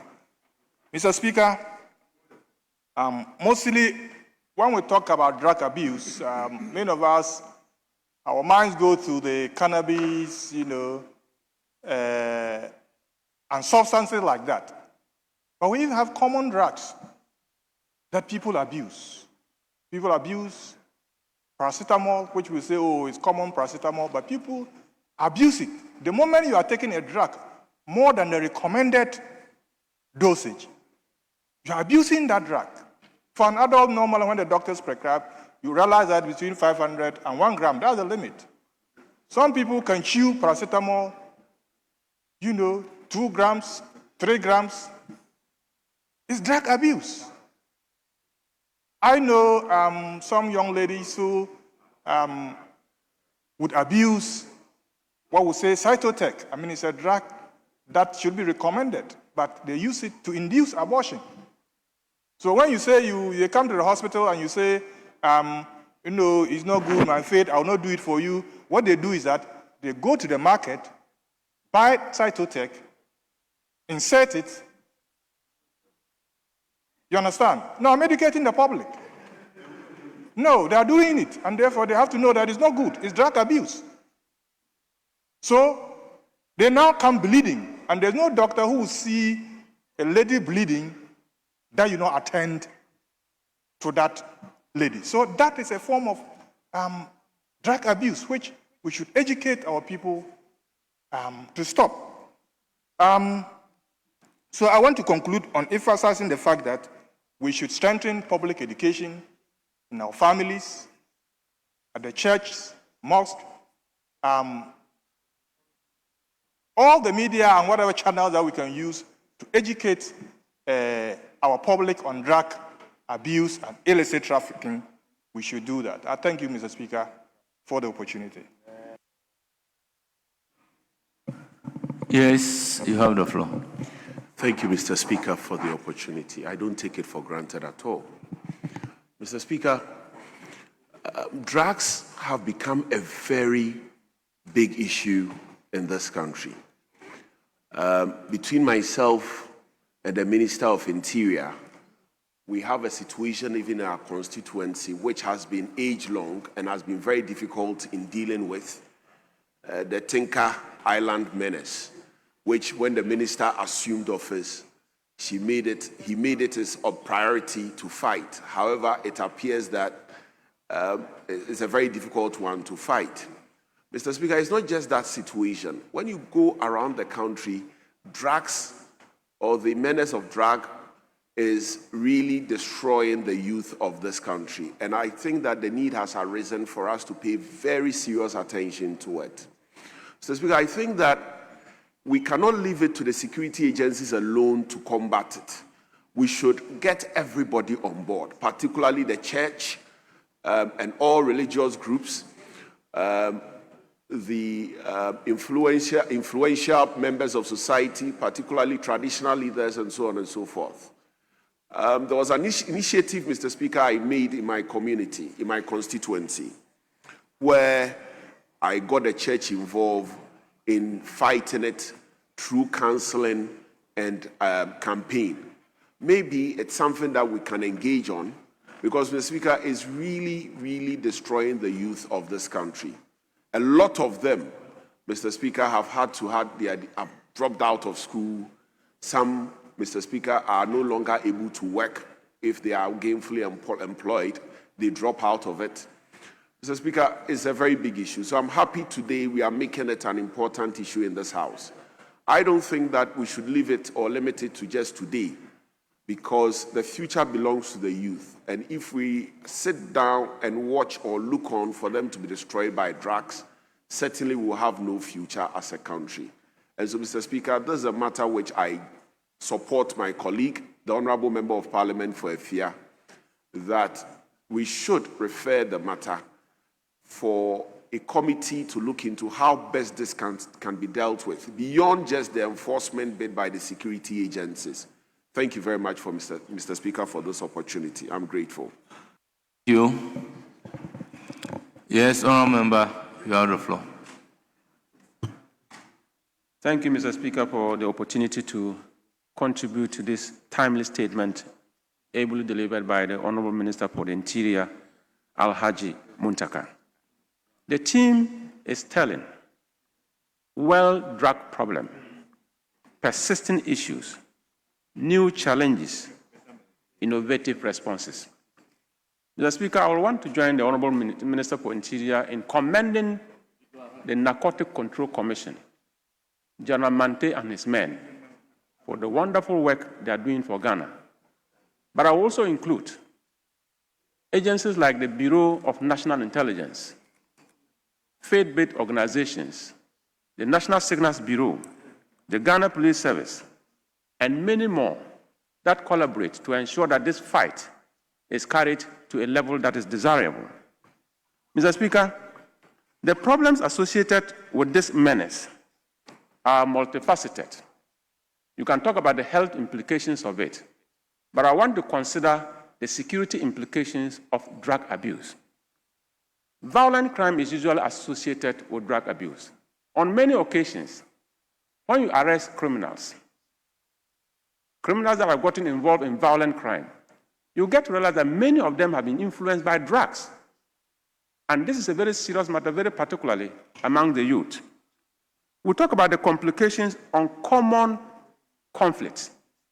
A conflict that could be resolved between a brother and a brother.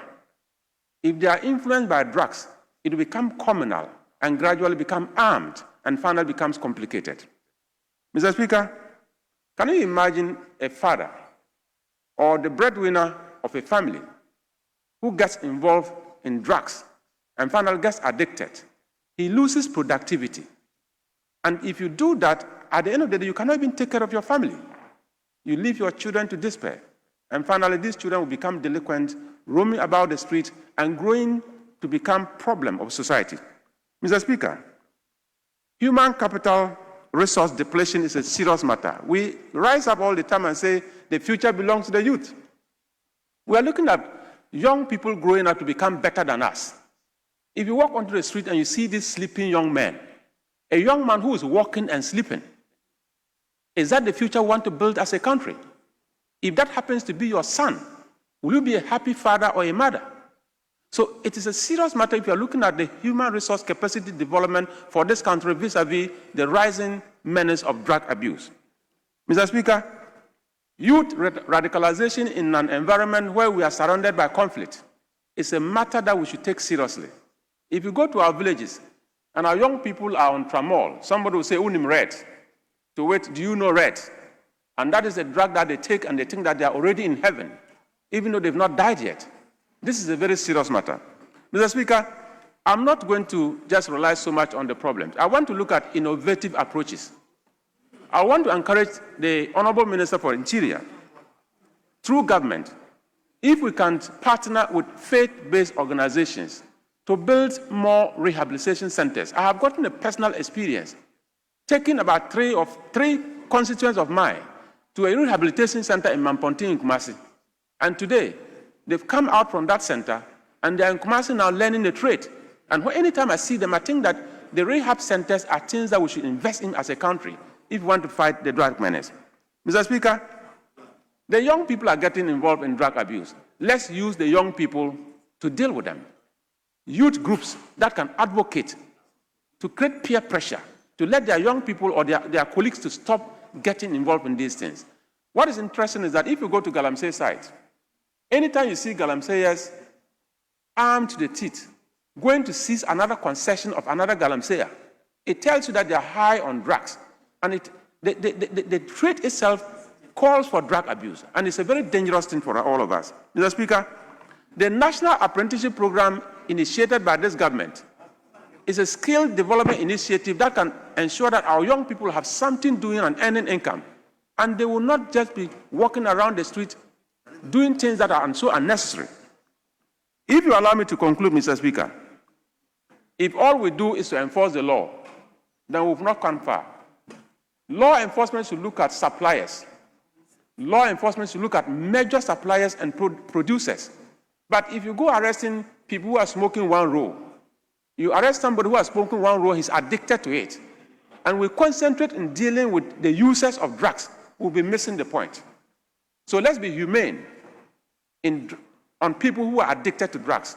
But let's be very serious on people who are doing business and supplying drugs and making money. If we are able to do this, Mr. Speaker, I think that the cry of the Honorable Minister for Interior will go.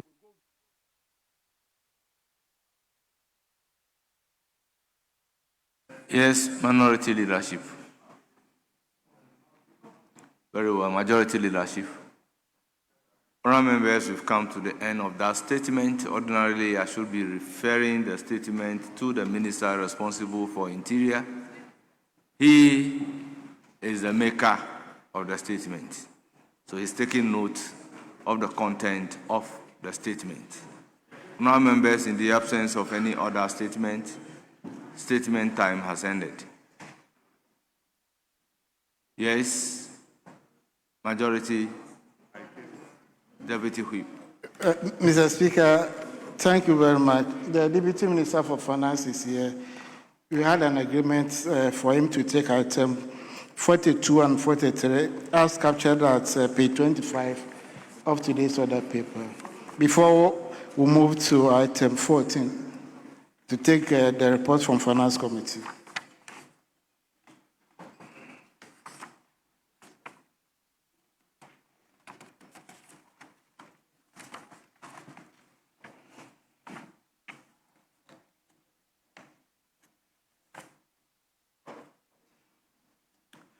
Yes.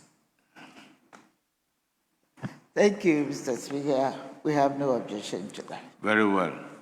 Item number 42, Minister for Finance. Thank you, Mr. Speaker. Mr. Speaker, I move that item number 14 on today's order paper be moved now. I so move, Mr. Speaker. Honourable members, motion move. Any seconder? Mr. Speaker, I second the motion. Honourable members, motion move and seconded. It is for the consideration of the House. This is a procedural motion. I'll put a question. As many as are in favor say aye. Those against say no. The ayes have it. The motion numbered 42 at page 25 for today's order paper is accordingly adopted. Now the consequential motion numbered 43, Minister for Finance. Mr. Speaker, I move that the Ghana Investment Promotion Authority Bill 2025 be now read the third time. I so move, Mr. Speaker. Honourable members, motion ably moved. Any seconder? Mr. Speaker, I second the motion. Honourable members, motion moved and seconded. It is for the consideration of the House. Honourable members, I'll put a question. As many as are in favor say aye. Those against say no. The ayes have it. The motion is accordingly adopted. An act to establish the Ghana Investment Promotion Authority to encourage, promote, facilitate, and regulate investments into and within Ghana, to provide for the creation of an incentive framework and a transparent, predictable, and facilitating environment for investment in Ghana, to facilitate investment outside Ghana by Ghanaian investors in Ghana, and to provide for related matters.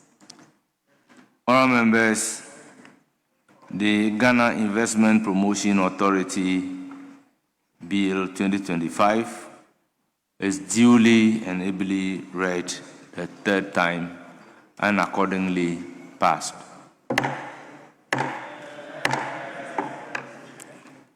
Yes, Majority Leader.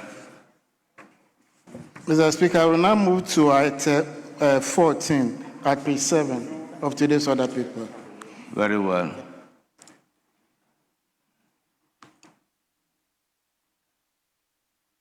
Yes, Deputy Minority Leader. Mr. Speaker, no objection. Thank you. Very well. Item number 14 at page 7. Chairman of the committee. Mr. Speaker, I move that this Honourable House adopts the report of the Finance Committee on the annual public debt management report for the 2024 financial year. Mr. Speaker, in doing so, I present the committee's report. Mr. Speaker, I would highlight a few salient points and request Hansa to capture the entire report as though same was read on the floor. Mr. Speaker, the committee, in considering the referral, met with the Honourable Deputy Finance Minister, Mr. Thomas Nyako Ampim, the Chief Director of the Ministry of Finance, Mr. Patrick Nemo, and his technical team from the ministry to assist the committee deliberate on these matters. Mr. Speaker, the committee observed that the report was consistent with Section 2 of Act 921 of the Public Financial Management Act. Mr. Speaker, observations of the committee. The committee observed that the total public debt in 2024 stood at 726,780,000,000 Ghana cedis, representing 61% of GDP, a movement from 610 million in 2023. Mr. Speaker, the committee observed that as a result of the government's relationship with the IMF in implementing the ECF agreement, the government of Ghana undertook debt restructuring in compliance with the directive of the IMF. The domestic debt exchange program was part of the entire debt exchange program. But the committee observed that after the completion of the exercise in 2024, about 19.3 billion of debt service in respect of the new bonds that were exchanged was paid by government. Mr. Speaker, the committee observed that on the 13th of December 2022, Ghana formally requested for debt treatment under the G20 Common Framework for Debt Treatment beyond the debt service suspension program. Government therefore announced the external debt service suspension program on the 19th of December 2022. Based on this, the Eurobond holders constituted themselves into an ad hoc committee, 2 ad hoc committees, to engage government in the negotiation of the Eurobond debt restructuring. Mr. Speaker, the Eurobond restructuring with government was involved the exchange of 13.1 billion of outstanding Eurobonds, in addition to about 1.1 billion representing the post-default interest accrued over the period. Mr. Speaker, by the end of 2024, the government of Ghana had successfully restructured most of those debts.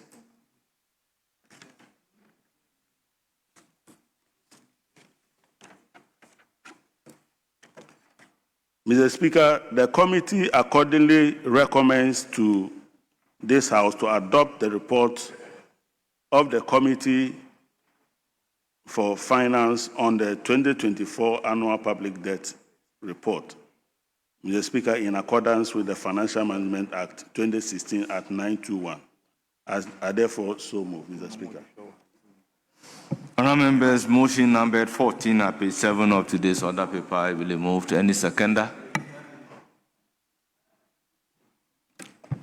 Thank you very much, Mr. Speaker. I write to second the motion, and then I'll make a few comments on your committee's report. Mr. Speaker, reading from page 6 of your committee's report, item 5.10, I read, the provisional nominal stock of public debts increased from 610 billion in 2023 to 726 billion in 2024, an increase of or debt to GDP ratio of 68.7%.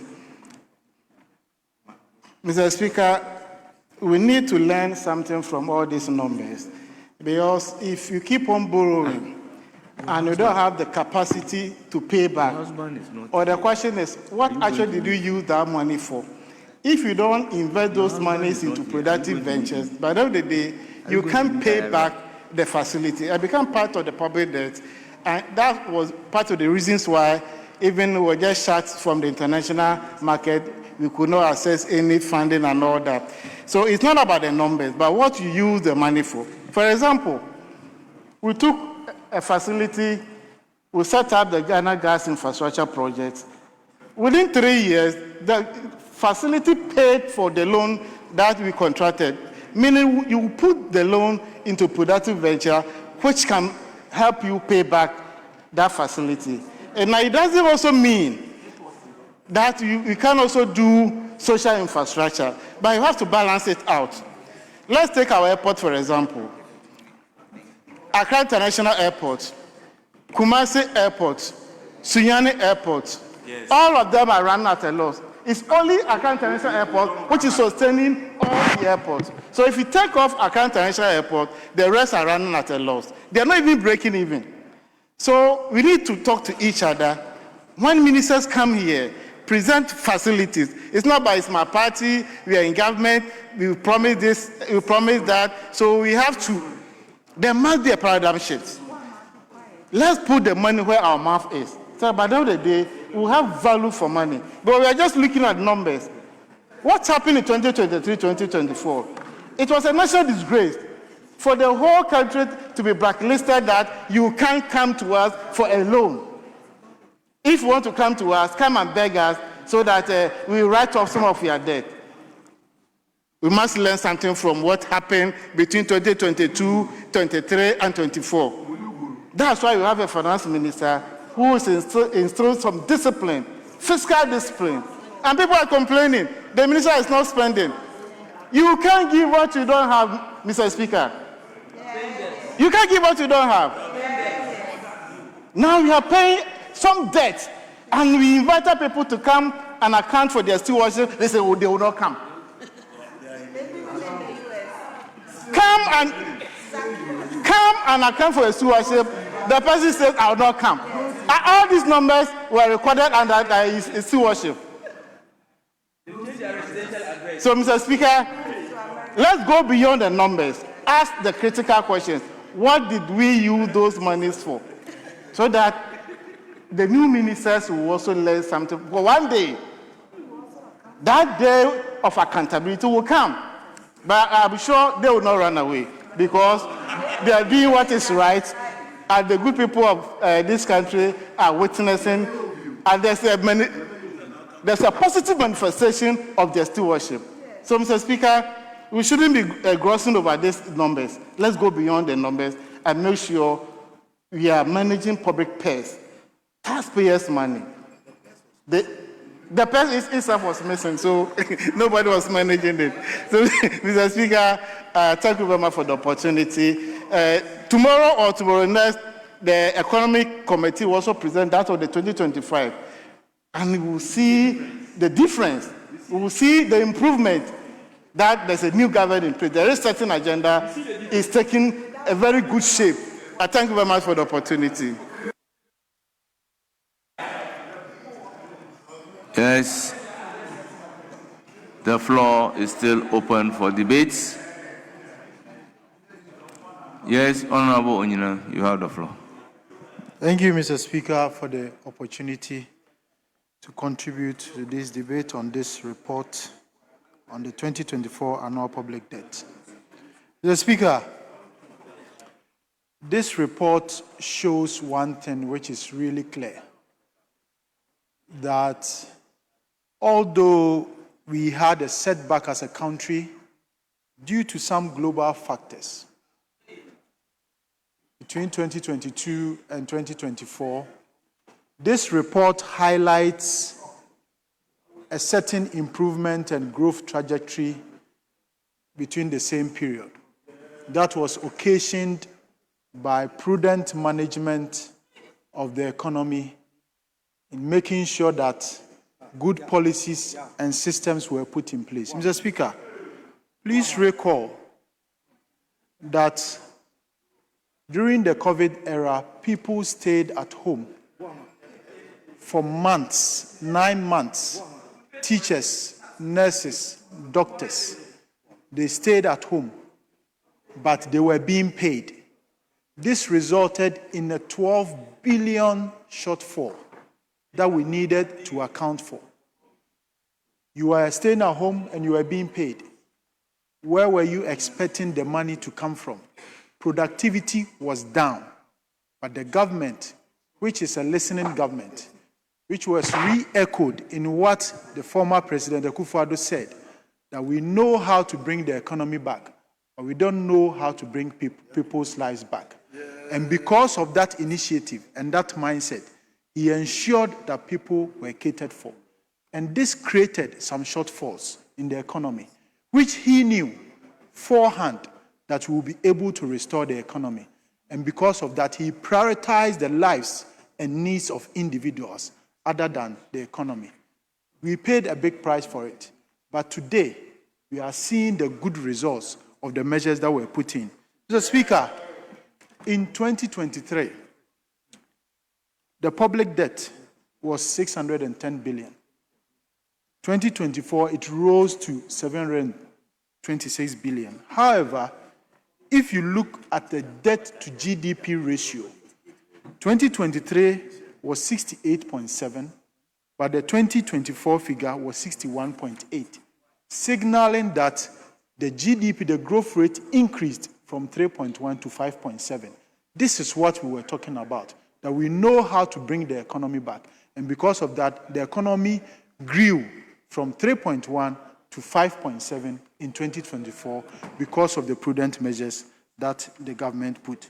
Mr. Speaker, if you even look at the cedi depreciation against the major currencies, you realize that in 2023, the cedi depreciated by 27.1 against the USD, 31.9 against the Great British pounds, and 30.3 against the euro. But in 2024, because we said we were on a growth trajectory and we were recovering from the COVID and Ukraine war, the cedi depreciated by 19.2 against USD, 17.8 against British pounds, and 13.7 against the euro, which meant a growth and a positive recovery of 7.9% against the USD, 14.1% against the British pounds, and 16.6% against the euro. Mr. Speaker, this is what we are talking about. Mr. Speaker, if you look at the debt exchange program, in 2024, there were serious haircuts. There were serious commitments that the government made, the Kufuor government made, so that this government and this NDC government can reap the benefits. We did external debt restructuring, gave room and space for this government to breathe. By the end of the day, they turn back and chastise us. When we have done all the dirty work for the NDC to enjoy, they are now saying that we did a shoddy job. We cleared the path. We did all the dirty work. We bulldozed our way through, and now you have a clear path to work and enjoy. It is all in the interest of Ghana. So we appreciate whatever. We should appreciate and give credit where credit is due. Mr. Speaker, on the financial sector cleanup, you recall that it was budgeted that we will use 4 billion Ghana cedis on the financial sector cleanup. 4 billion euros. We ended up using 3.5 billion. Mr. Speaker, this money went to save millions, especially in the Securities and Exchange Commission. I have a personal story to tell on this. Up till now, some of my investments are locked up in this, but the good thing is that the previous government, the Kufuor government, made me get some part of it. This government promised in the campaign trail that it was going to ensure that all the people whose monies were locked up in the financial sector cleanup, this government said within 1 year they were going to pay everybody. Now they have backtracked on whatever promise that they gave to the good people of Ghana. And this is how we find ourselves. This is the government that always backtracks on every promise, that almost all the promises that they gave on cocoa, on financial sector cleanup, on teacher dabre, almost all the sectors of the economy. This government is backtracking on its promises. And it has also backtracked on the financial sector cleanup, the promise that they gave, they were going to restore deposited to what level that they were. Mr. Speaker, so in ending, all that I say is that let us give credit where credit is due. We had a blip in our growth. There were issues with our economy, but there was a government who was thinking about the people and the welfare of the people, and they put in measures to ensure that we come out and we come out safe. So we should give credit where credit is due, and we should applaud the previous NPP government in 2024 for doing a yeoman's job, for clearing the way and making way so that the growth that we are seeing now is evident and is being experienced by all Ghanaians. Thank you, Mr. Speaker, for the opportunity. Yes, Honorable Erikafo.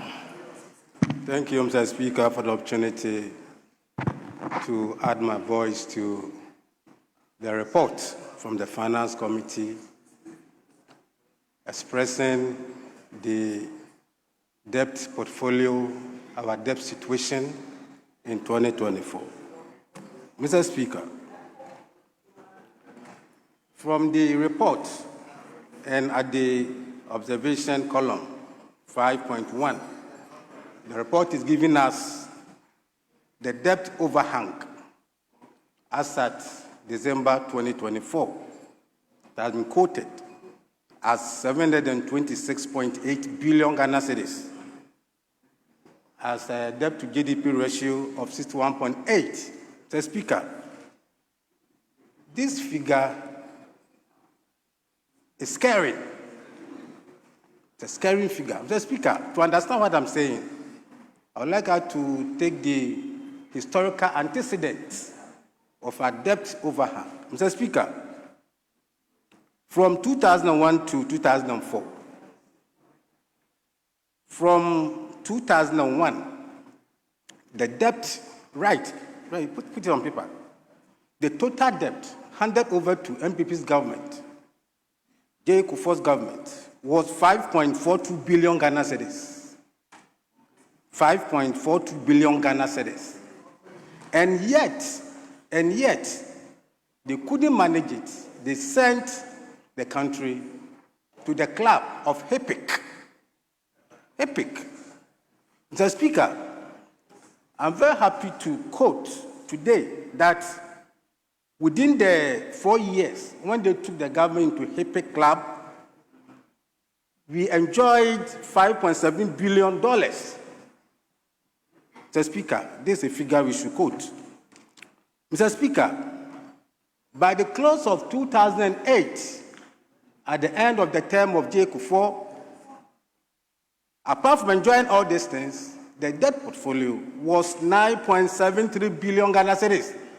After enjoying all these things, 9.73 billion Ghana cedis. Mr. Speaker, this is an expansionary fiscal policy within the second term of President J. Kufuor.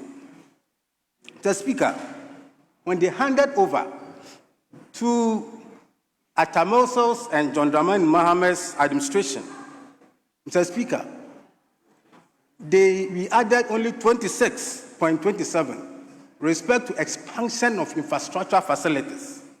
Mr. Speaker, in total, it was 36 billion. Mr. Speaker, from that time up to the time 2016, NDC exited power, the entire debt portfolio was about 120 billion. Now let's come to what is happening now. Within the span of 4 years, Mr. Speaker, the NPP government, this is the period under consideration, 2024. They added 604.4 billion Ghana cedis, adding to the previous one, making it 276 billion. Mr. Speaker, this is ridiculous. How can you use 8 years to expand the debt portfolio overhang on Ghanaians' head, 604 billion? That's what we are seeing now, with a debt to GDP ratio of 61.8 billion, 61.8%. Mr. Speaker, this is the management of the debt, the national debt the NPP did within their term. So we are saying that, Mr. Speaker, we should try as much as possible to manage our debt very well in the country. Your debt speaks about you. The debt speaks about Ghana, and therefore we should be able to do well. Mr. Speaker, to add more, I know we are not referring to 2025, but let me say that within a span of 1 year, we have reduced the debt from 726 billion to 641. Within 1 year, I think the others will follow. With debt to GDP ratio from 61.8% to 44.7%. That is what we are saying, that we are managing the economy very well, and you understand it. So let's say that, let's try as much as possible to manage our debt situation very well, which NDC is doing that. I've given you the historical antecedents. It is telling you that NDC, we are managing the economy better than your side. So, Speaker, let me thank you for the opportunity to add my voice to the report, to say that NDC is doing well, we are solving your problems for you. You should be remorseful. NPP should be remorseful. Remorseful of the debt overhang they left for Ghana. Thank you very much, Mr. Speaker.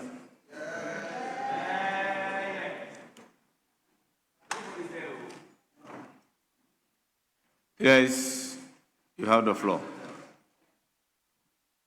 Thank you very much, Mr. Speaker, for the opportunity to contribute to this report. Mr. Speaker, I find it surprising that our colleagues here are still talking about the previous government when it comes to the economy of this country. Mr. Speaker, the previous government left office January 7th, 2025, and it's been more than a year.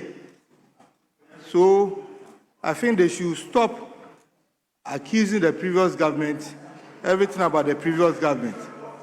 I had my colleague here talking about HIPIC. Mr. Speaker, HIPIC was around J. Kufuor time.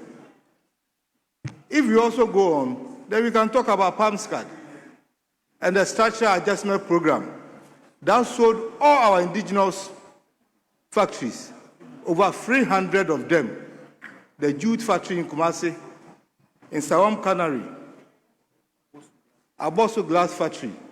With all this in mind, that's why His Excellency Nana Addo Dankwa Akufo-Addo brought in, and Dr. Bawumia brought in the 1D, 1F. If these factories were there, you wouldn't have brought in 1D, 1F. You sold all our factories. And now, instead of them to be remorseful and apologizing to Ghanaians that they will continue the 1D, 1F, they are rather going around lamenting and starting 48-hour markets, 24-hour markets. That's why they are struggling with their 24-hour market. Mr. Speaker, let me take you to page 4 of the report, the table. You could see that gross nominal public debt between 2023 in the dollar denomination reduced from 52 million to about 49 million.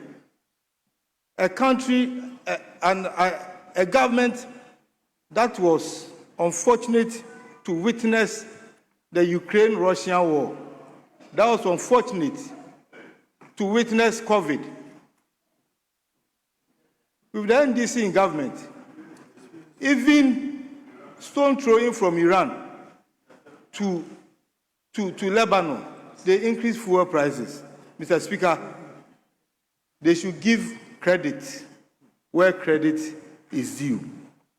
Mr. Speaker, if you move to 5.6 of the report says that current account balance improved from a surplus of 1.7 of GDP in December 2023, when we were experiencing challenges, to a surplus of 4.3% of GDP in December 2024.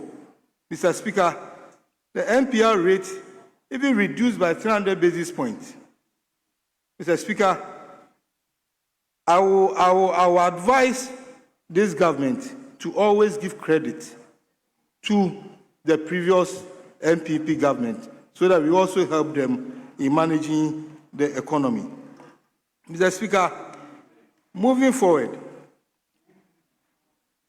we could see that the exchange rate indexes, even in an economy where we were experiencing wars and natural disasters like COVID, it also improved drastically. Mr. Speaker, I'll end by saying that we support the report, but they should give credit to where credit is due. Thank you very much, Mr. Speaker. Yes, Honorable Ataisa. Thank you, Mr. Speaker, for the opportunity. Let me commend the Minister of Finance and the Finance Committee for the report on the 2024 Annual Public Debt Report. Mr. Speaker, the conclusion is very interesting. And I quote from page 16.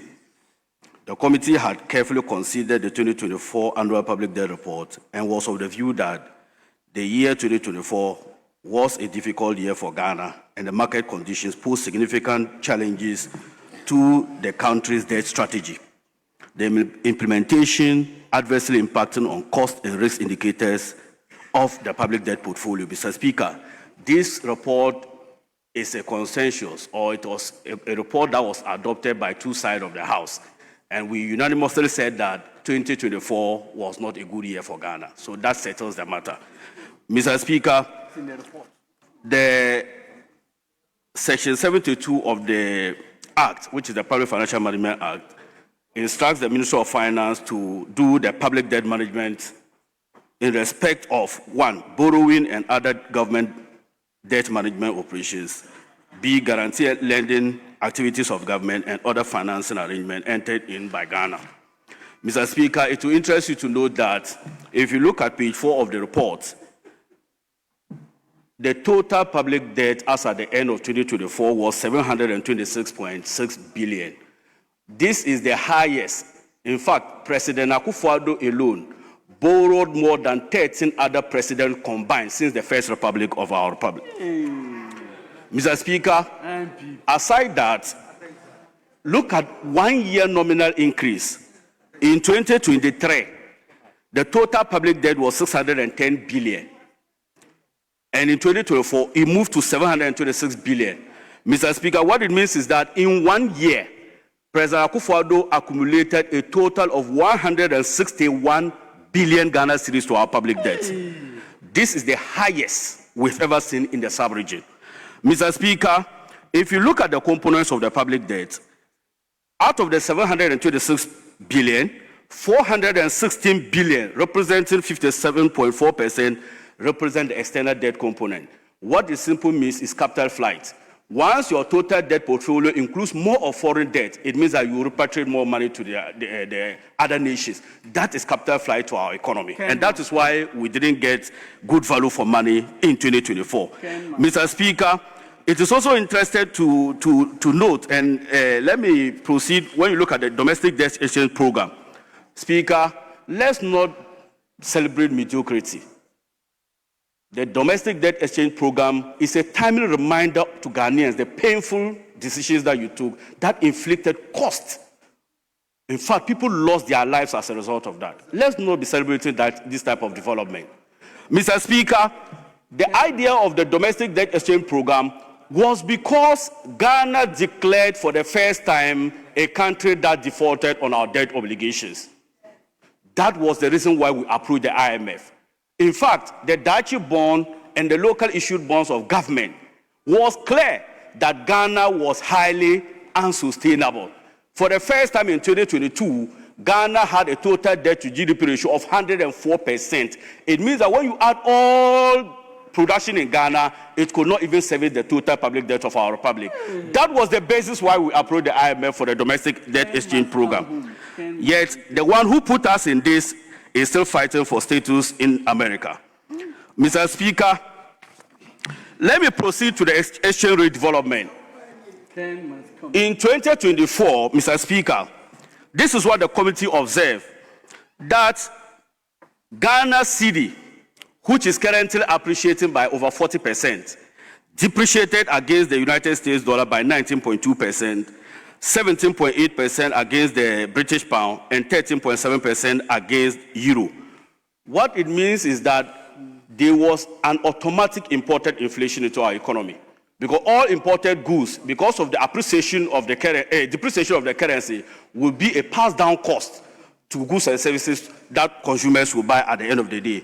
Mr. Speaker, so the debt domestic exchange program shouldn't be celebrated. In conclusion, Mr. Speaker, it's important for me to also note, if you look at the external debt service component, what shocked us was that in 1 year, we paid 766 million United States dollars in interest costs. Do you know that the money that we used to pay interest costs could have been used to complete all the Agenda 111 hospitals? The Afari hospital that you visited, this interest cost that you paid could have been used to deal with that matter, Mr. Speaker. Mr. Speaker, if you look at the interest rate structure of Ghana, and with your permission, I'll read from page 10. The interest rate structure of the external debt represents 70.4% fixed interest, variable interest of 16.8%, and interest-free debt of 12%. What it simply meant was that Ghana's domestic of external bonds were highly expensive. Mr. Speaker, my brother mentioned about the banking sector cleanup. I think this issue has been overflogged. There was an asset quality review in 2021. In fact, President Mahama started it in 2016, but it was completed in 2021. The decision was clear. You needed 9 billion Ghana cedis to solve this problem. You ended up by spending 3.5 billion euros in solving a 9 billion Ghana cedis problem. And you said we should clap for you. Ghanaians still have issues to deal with that. Mr. Speaker, on credit ratings, that's where I will land. On credit ratings, Mr. Speaker, for the first time, a former finance minister suggested that Ghana should also, or Africa should also get our own rating agencies. And what was the reason? The reason was simple, that the credit rating agencies described Ghana as a junk economy. The verdict out there was that Moody's, S&P, even JP Morgan's rated all our stocks junk. We couldn't borrow favorably in the international market. COCOBOD couldn't even secure the usual syndicated loans that we are used to. But today, what are we seeing? All the rating agencies are giving Ghana positive economic outlook and stable macroeconomic environment. In fact, that is the reason why Ghana even qualified for a PCI program, because we have a stable macroeconomic condition. And finally, the recommendation is important for me, Mr. Speaker, and I think the Deputy Chief will mention it, that Ghana, we should stop borrowing for non-productive investments. We should borrow for things that are self-financing. For example, he talked about the airports. Any airport that we are doing should be able to pay for itself, so that SOEs do not borrow money and later government of Ghana has to absorb as a central government cost, like we are witnessing in COCOBOD. With these few words, Mr. Speaker, I will say that the House should adopt the committee's report as a true reflection of what happened in 2024. Thank you, Mr. Speaker. Deputy Minority Leader. Thank you, Mr. Speaker. Mr. Speaker, I'm yielding to Honorable Mahama, a member of the committee. Very well. Mr. Speaker, thank you for the opportunity to comment on your committee's report laid by the Finance Committee to this House regarding the 2024 annual public debt position. Mr. Speaker, this is a constitutional requirement. If you take the Public Financial Management Act, 2016 Act 921, it is mandatory that the Minister of Finance present an annual public debt report in accordance with Section 72 of the Act. And so, ordinarily, this is a mandatory report that is expected to be presented to the House. This report also affords us an opportunity to take stock of how we have performed in terms of our debt position as a country, so that we can learn lessons from them going forward. So the 2024 public debt report has given us some insight into how Ghana has progressively grown in its public financial management as well as the public debt position. I would like to initially respond to some of the comments made by the ranking on the chairman of the Economic Committee, Honorable Afol. You know, I at times agree when we make some political jabs on the floor, but it is also important to be factual to the facts before us. You can't approbate and reprobate. He was using nominal numbers to determine how far our public debt has grown.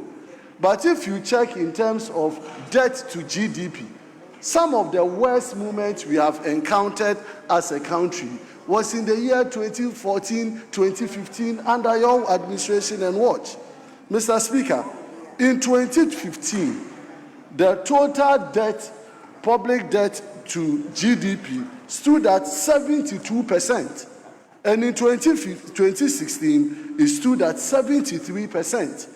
If you take this report, Mr. Speaker, and you come to the observation 5.1, it is saying that the total GDP as of 2024, debt to GDP, stands at 61%.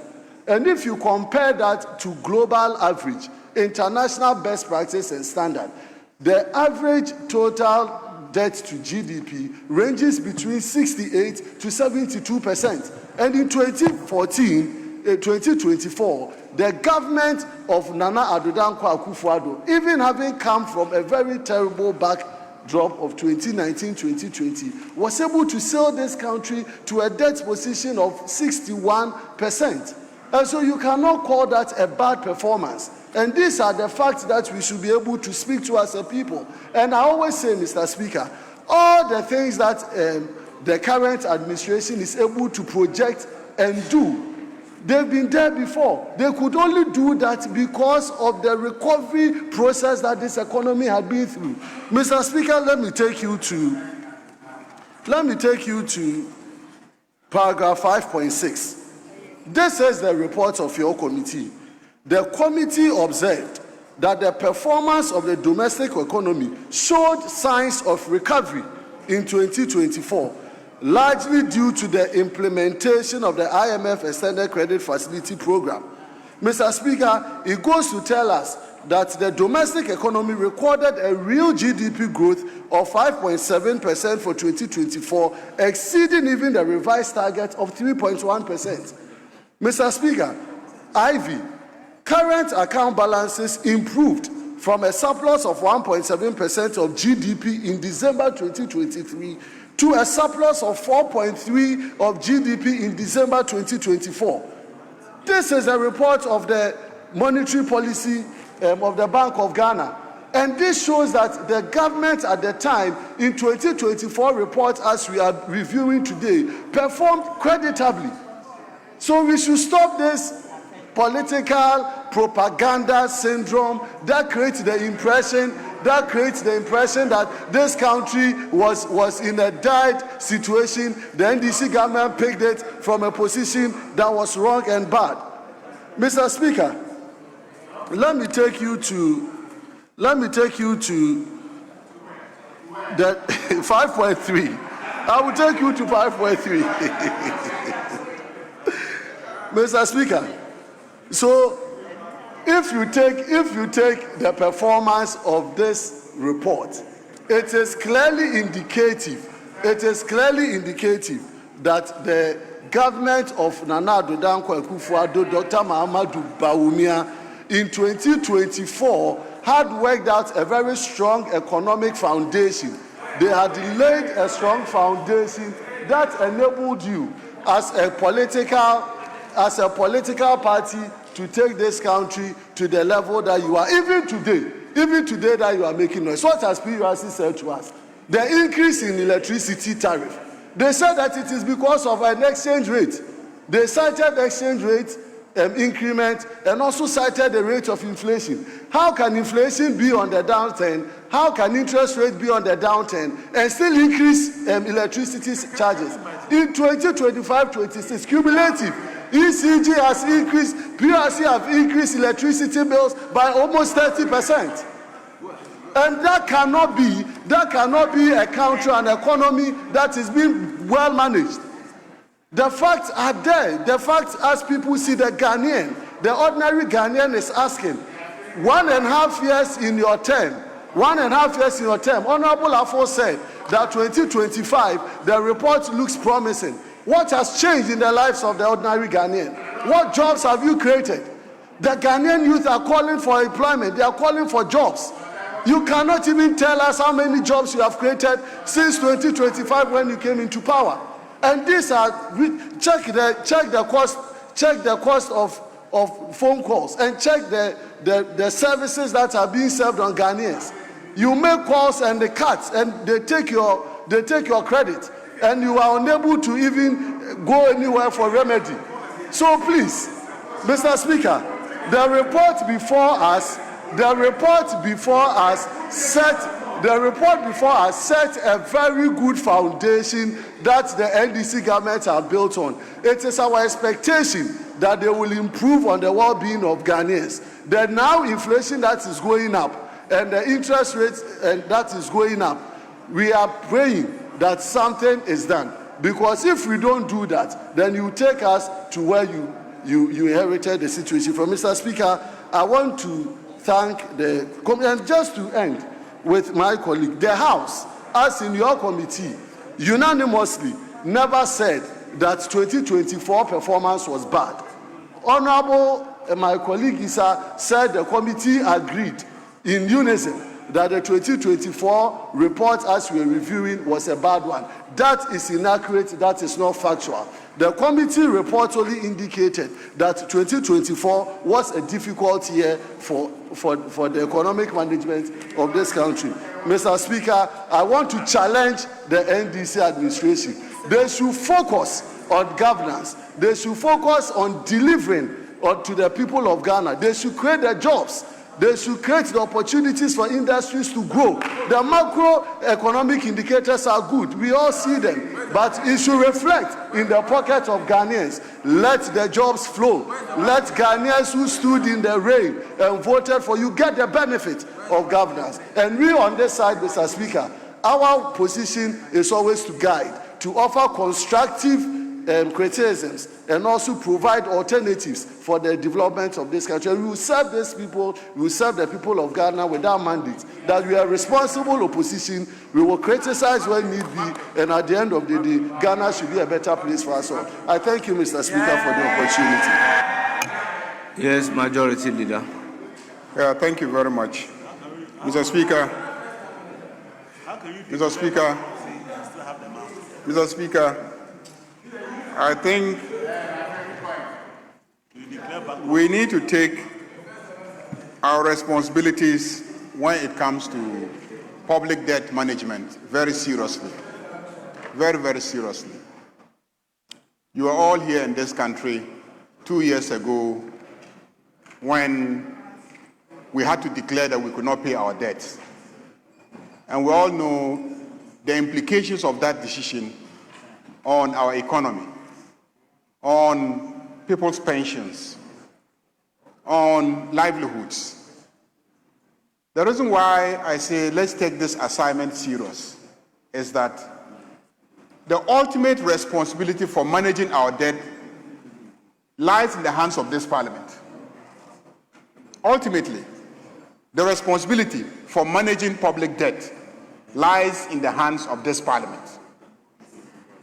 We have enacted several fiscal responsibility rules to govern the management of public debt. We have enacted budget deficit rules that finance ministers must never exceed, all towards managing public debt. And ultimately, every debt, every external debt, when it is negotiated, comes to this parliament for approval.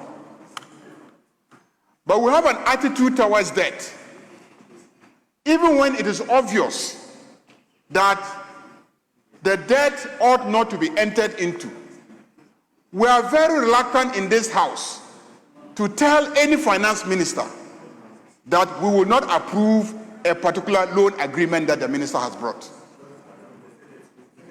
Because we feel that, oh, they say they are going to construct roads. The roads are going to town A, B, C, D. In the clear face of exceeding debt limits, this house will still go ahead and approve them, even though it violates the rules. And so I want us to begin to take this responsibility seriously. But this attitude where we sit in this chamber, we condone the passage of loan agreements, and several years down the line, we begin to play political football with it, doesn't help anybody. It doesn't help anybody. Ultimately, it hurts our citizens. It hurts our economy. So we need to help to make sure that any loan that is brought to us, there is actual value for money. I can assure you that this government, upon coming to office, has had to reject a lot of loans on the basis of the fact that some of them, the amounts, when you look at the amounts and you do the analysis of the loan, you will find out that only 30% of the loan amount is going into the actual thing that you are taking the loan for. You will find 20% going into buying vehicles for the comfort of those who are going to manage the project. You will find 15% going into paying consultants who are probably not even Ghanaians. You will find 10% going to some irrelevant matter. By the time you do the analysis of the loan, you'll find out that only 30–40% of it is actually going to why you are taking the loan. And yet you are burdened with 60% of the money. So we need to sit up. When finance ministers bring us loans, let's scrutinize them as a parliament. We are ready. Indeed, this government has come to reset the management of this country. And we are not afraid. We are not afraid of any form of scrutiny. We welcome it because we want this country to be run properly. It is our ambition that by the time John Mahama leaves office, he has set such a bar that even if NPP ever come, they cannot go below that bar. Ghanaians would have enjoyed good governance to a point where they will never tolerate bad governance from anybody. That is our ambition. And therefore, we are open to criticism. We want you to open your eyes as a minority. If anything misses our eye, we don't want it to miss your eye. Tell us, and we will stand with you when you are right, because we want this country to be properly governed and managed. Mr. Speaker, we don't want our finance minister to run outside the country when there's a change of government. Because we would have helped him to manage the economy properly. Why? When your side, 88 of you, signed a petition asking for the removal of the finance minister, if they had listened to your side at that time, this country would not be where it is. That same minister will not be running outside the country. Your members raised the issue. They blew the alarm. They said this man is mismanaging our economy. And they signed petitions in this chamber. We were here. And he mismanaged the finances of this country. They were not listened to. I commend them, gallant members of parliament, gallant MPs. Some of them, they hounded them. They went to their constituencies. They financed people against them. And they lost their primaries. Today, those people are borne out by the facts. We are aware of what happened. So, Mr. Speaker, debt management is a matter that we should take seriously in this house. Honorable Majority Leader, just hold it. Yes. Right, thank you, Mr. Speaker. Mr. Speaker, I think we have a report on our hands to discuss.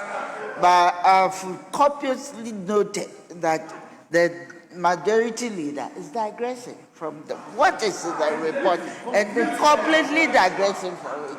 And I'll plead with you. Honorable if you Minority can Leader, especially. the divestiture that the colleague spoke about, which aspect of the report talks about the divestiture?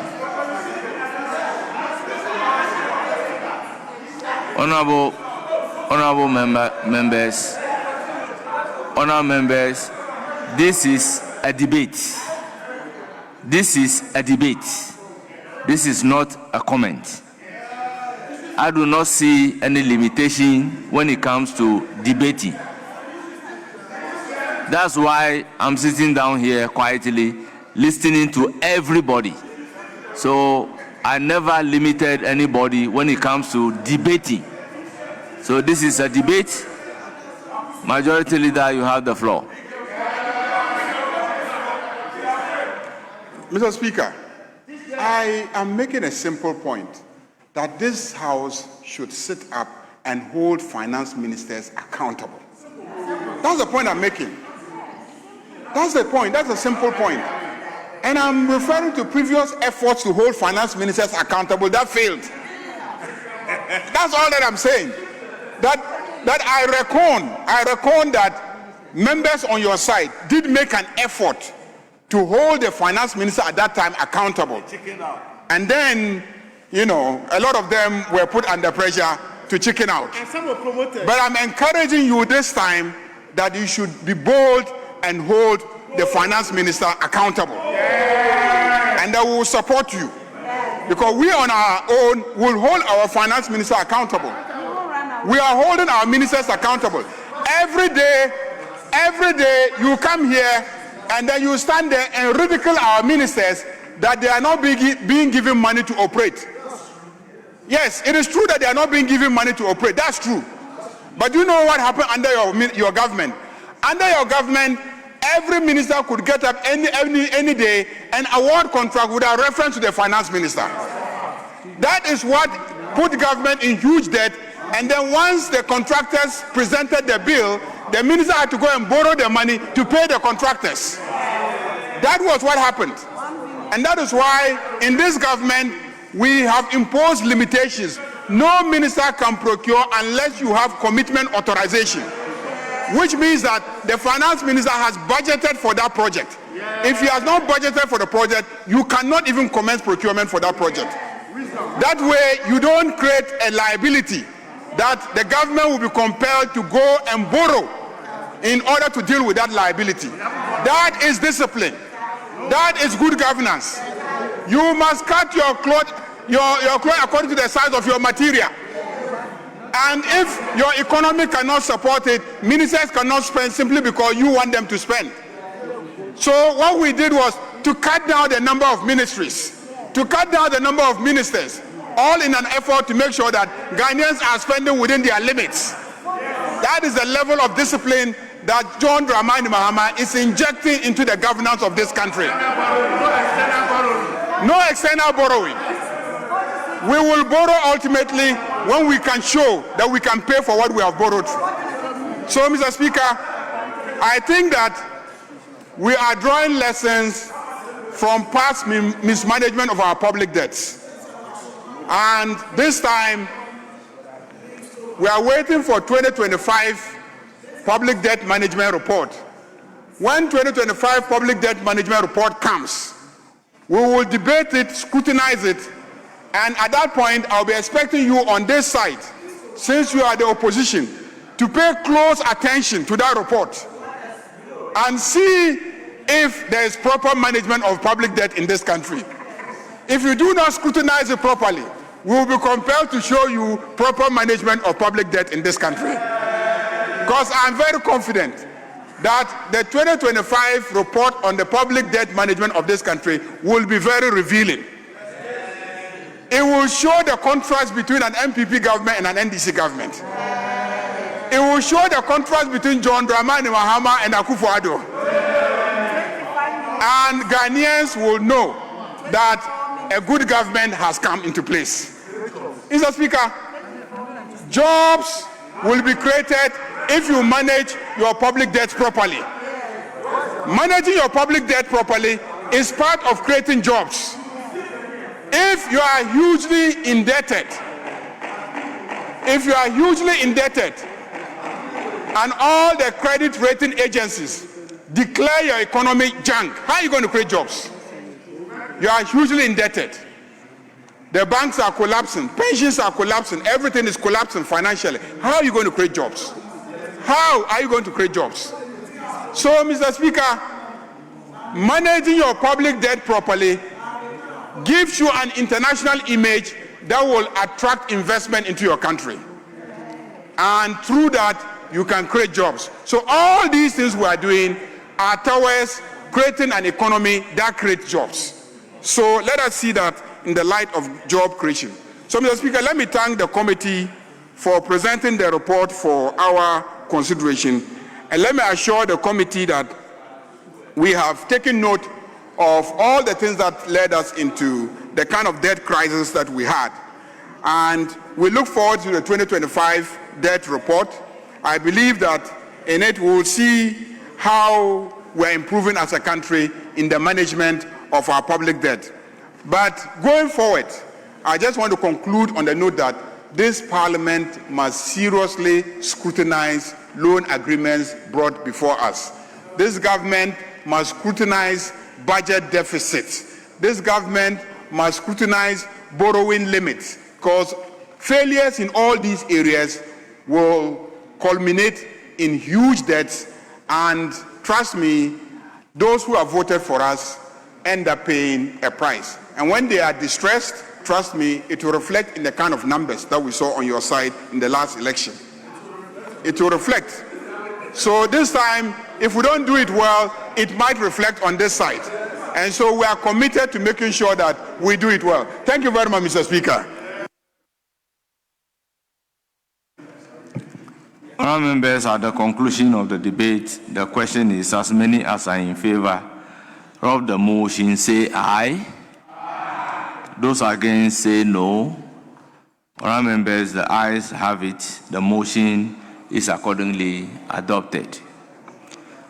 Yes, Majority Leader. Mr. Speaker, we will try and conclude work on the Community Service Bill today. We're left with just a few clauses. So if you can take that.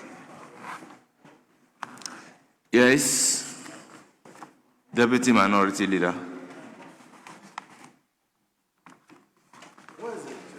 Mr. Speaker, the chairman, members of the committee are not here. And I'm looking at the committee looking at the bill for community service. We don't have a representative of that. Thank you. The Vice Chairman is here. In fact, I summoned the Vice Chairman because he's here. The Chairman has traveled on an official assignment to Senegal, and so the Vice Chairman is here. The committee actually has no amendments advertised. The committee has no amendment advertised. The only person who has amendments advertised is the minority leader. And so if he's not here, we consider the amendments abandoned. Mr. Speaker, you can't advertise amendments and consistently refuse to show up to move your amendments and then delay, government business. So, Mr. Speaker, I think we should continue, and then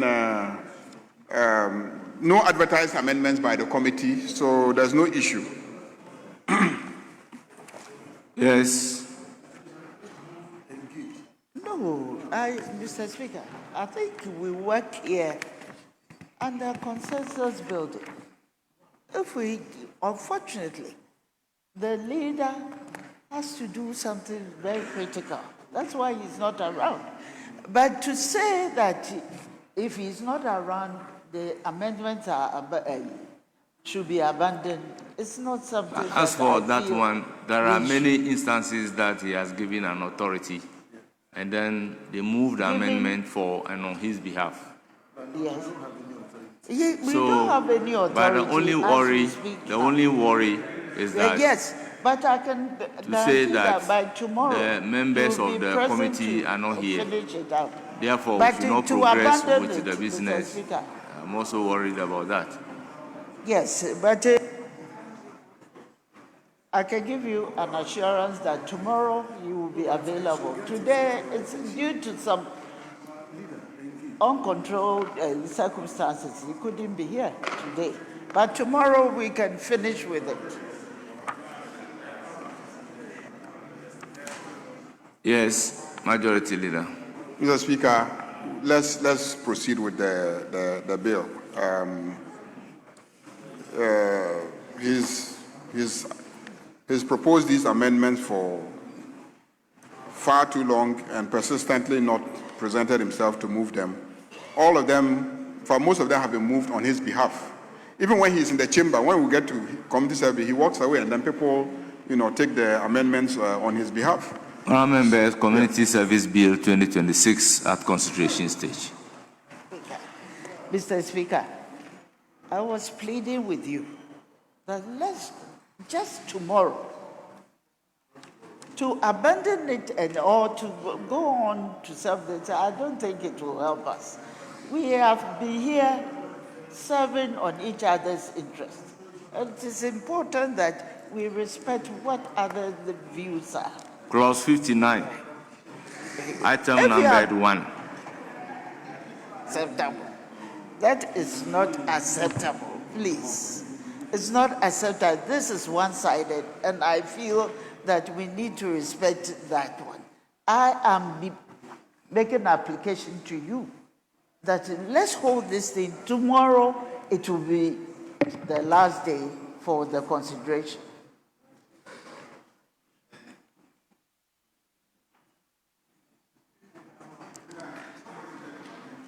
Item numbered 1 at page 16 of today's order paper. Mr. Speaker, Anybody with authority to move the said amendment? Well, in the absence of authority to move the amendment, we should consider the amendment to abandon. Yes, item numbered 2, clause 59, page 16.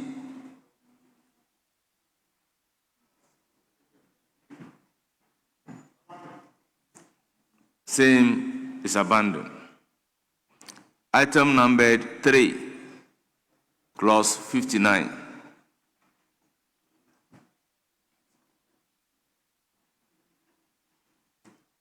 Also accordingly abandoned. Item numbered 4. Now let me put a question on entire clause 59. As many as are in favor of clause 59 standing part of the bill, say aye. Those against say no. The ayes have it. Clause 59 is ordered to stand part of the bill. Clause 60. Discharge of convicted person. Anybody with authority to move the amendment on clause 60? Page 17, item number IV. In the absence of anybody to move the amendment, same is considered abandoned. Clause 60, item number V, page 17.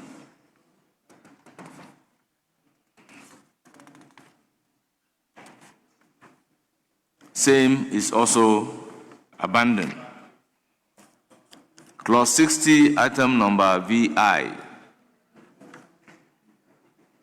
Also in the name of Osahin Alexander Komina Avenue Markins. Anybody with authority to move the amendment? In the absence of anybody ready to move the amendment, same is also abandoned. I will therefore put a question on the entire clause 60. As many as are in favor say aye. Aye. Those against say no. The ayes have it. Clause 60 is ordered to stand part of the bill. Clause 61. Guidelines. Honourable Member. Very well. We've already taken 61. So we'll go to clause 62. Regulations. The proposed amendment is VII at page 18 of today's order paper. Anybody with authority ready to move the amendment? Honourable member, same is abandoned. I'll put a question on clause 60. As many as are in favor say aye. I'll put a question on clause 62. As many as are in favor say aye. Those against say no. The ayes have it. Clause 62 is ordered to stand part of the bill. Clause 66. Transitional provision. Item numbered VII at page 18 of today's order paper. Who will move? In the absence of anybody ready to move, or put the same is considered abandoned. Then we'll move to item number IX, clause 66.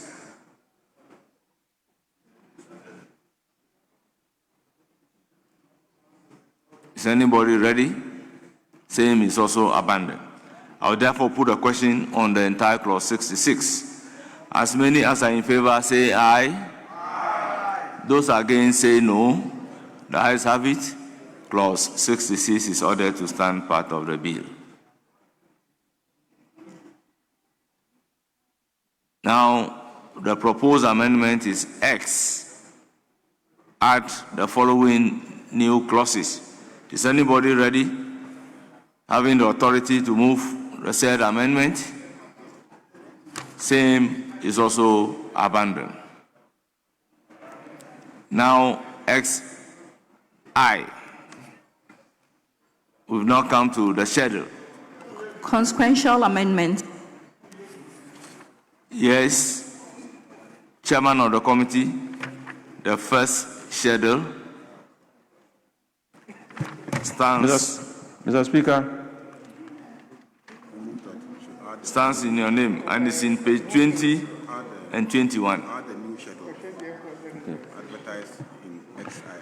Mr. Speaker, I move that we add the new schedule as advertised in XI, Roman numeral XI. As captured in page 20 and 21. The proposed amendment is moved and is for the consideration of the House. Honourable members, any further amendment?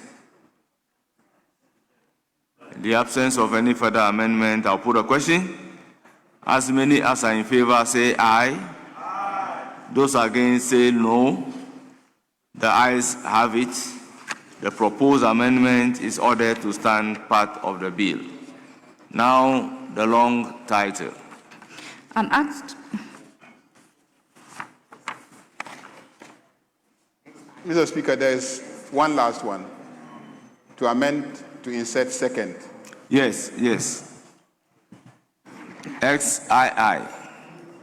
Chairman of the committee. Mr. Speaker, I move that XII, amendment proposed, insert second before schedule. I so move. It is for the consideration of the House. Honourable members, any proposed amendment by the chairperson of the committee to insert second before schedule to make it second schedule? Very well. I'll put a question. As many as are in favor say aye. Aye. Those against say no. Honourable members, the ayes have it. The proposed amendment is ordered to stand part of the bill. Now the long title. An act to establish a National Community Service Secretariat, provide for community service as an alternative to custodial sentencing for persons convicted for specified categories of offences and for related matters. Yes, Chairman of the committee, any proposed amendment to the schedule? No proposed amendment, Mr. Speaker. It is for the consideration of the House. Honourable members, any proposed amendment to the schedule? I'll put a question. In the absence of any proposed amendment. Those in favor say aye. Aye. Those against say no. The ayes have it. The long title is ordered to stand part of the bill.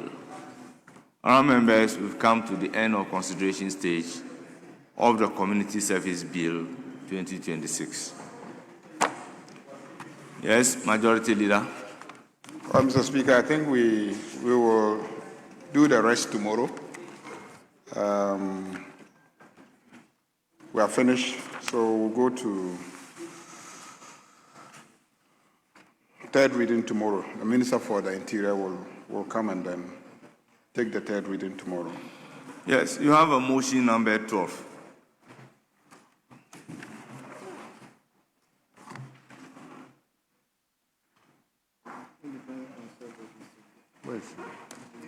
Who's the vice?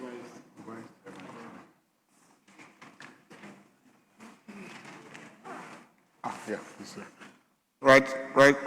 Right, Honorable Speaker, we'll take item number 12.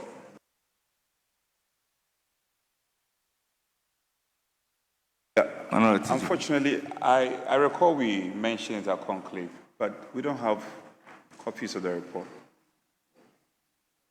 This report has been laid and distributed. I see.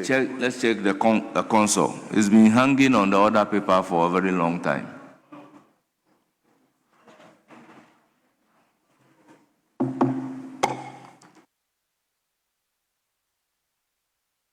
Understand it has been on the console for a very long time. I don't have a problem. They can proceed. They can proceed.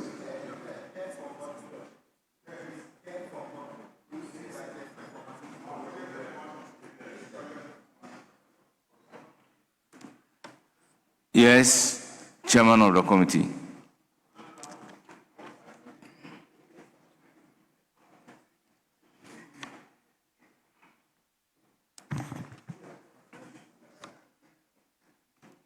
Yes. Mr. Speaker, the Honorable Ashai will present the report on behalf of the committee with your indulgence. Very well.